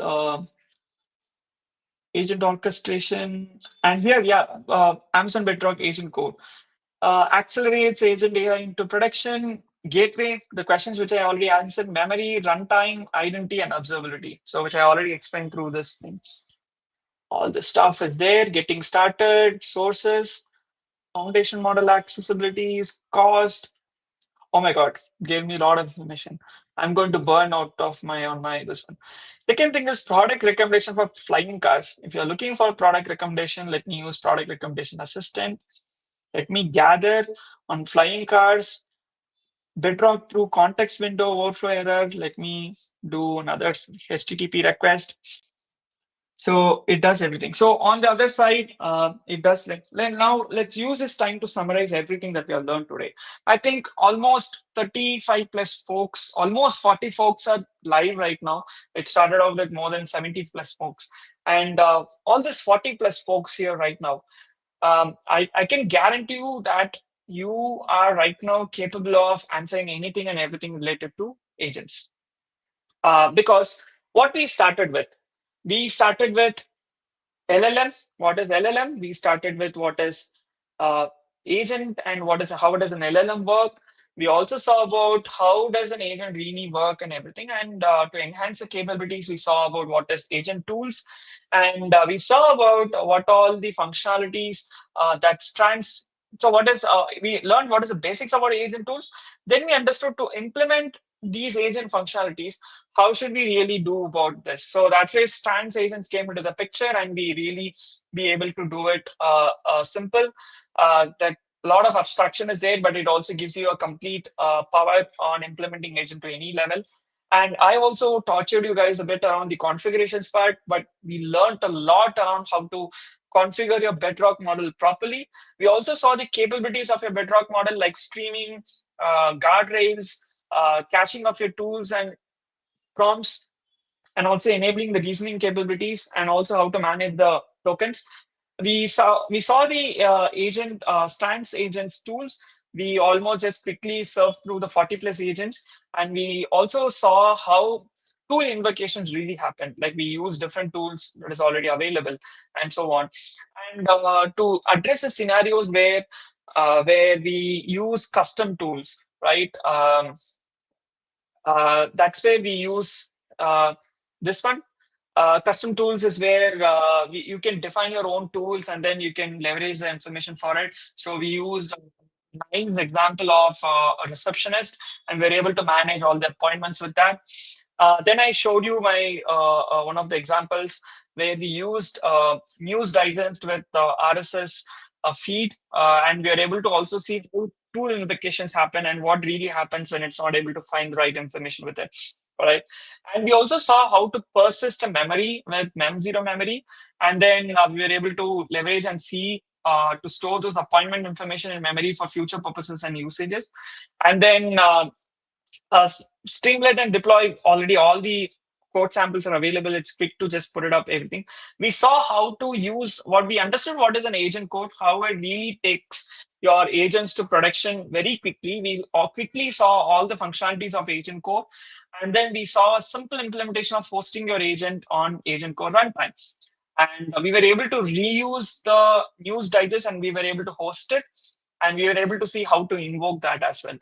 And with that, we were able to quickly go to a very simple and last explanation about how to implement a multi-agent system, where we use the first method of agent as tools pattern. So there are multiple patterns: XSwarm, workflow, graph, and so on. Agent as tool is very simple and very straightforward approach, where we are already very much aware of how tools are implemented, right? So we implemented an agent as a tool and we gave it to the orchestrator agent to use that.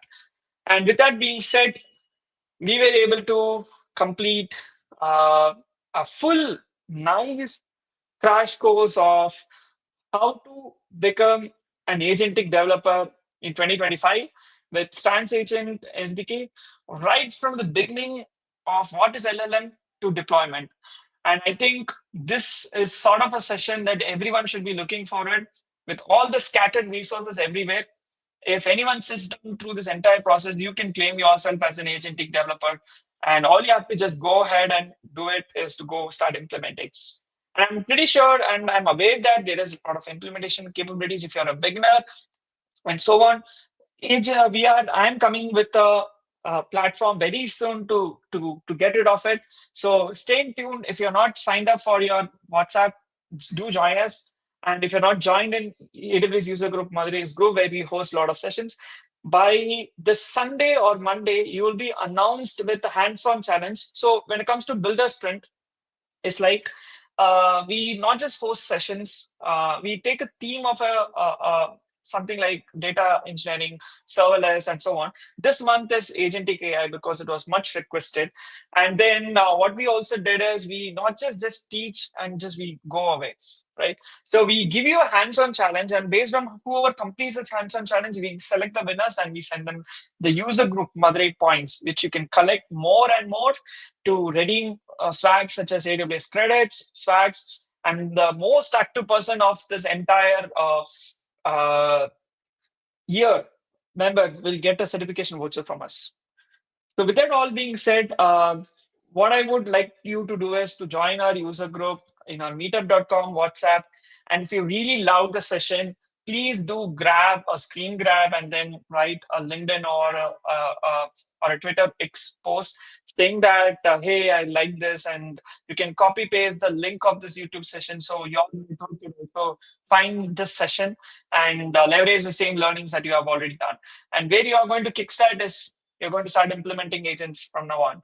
And I'm proud that I could make every single one of you here that aware of what is an agentic AI is about and well aware to equip you with building it. Now I want to see how you build the stuff. So, Bhuvan, you wanted to come over and we will wrap up the session?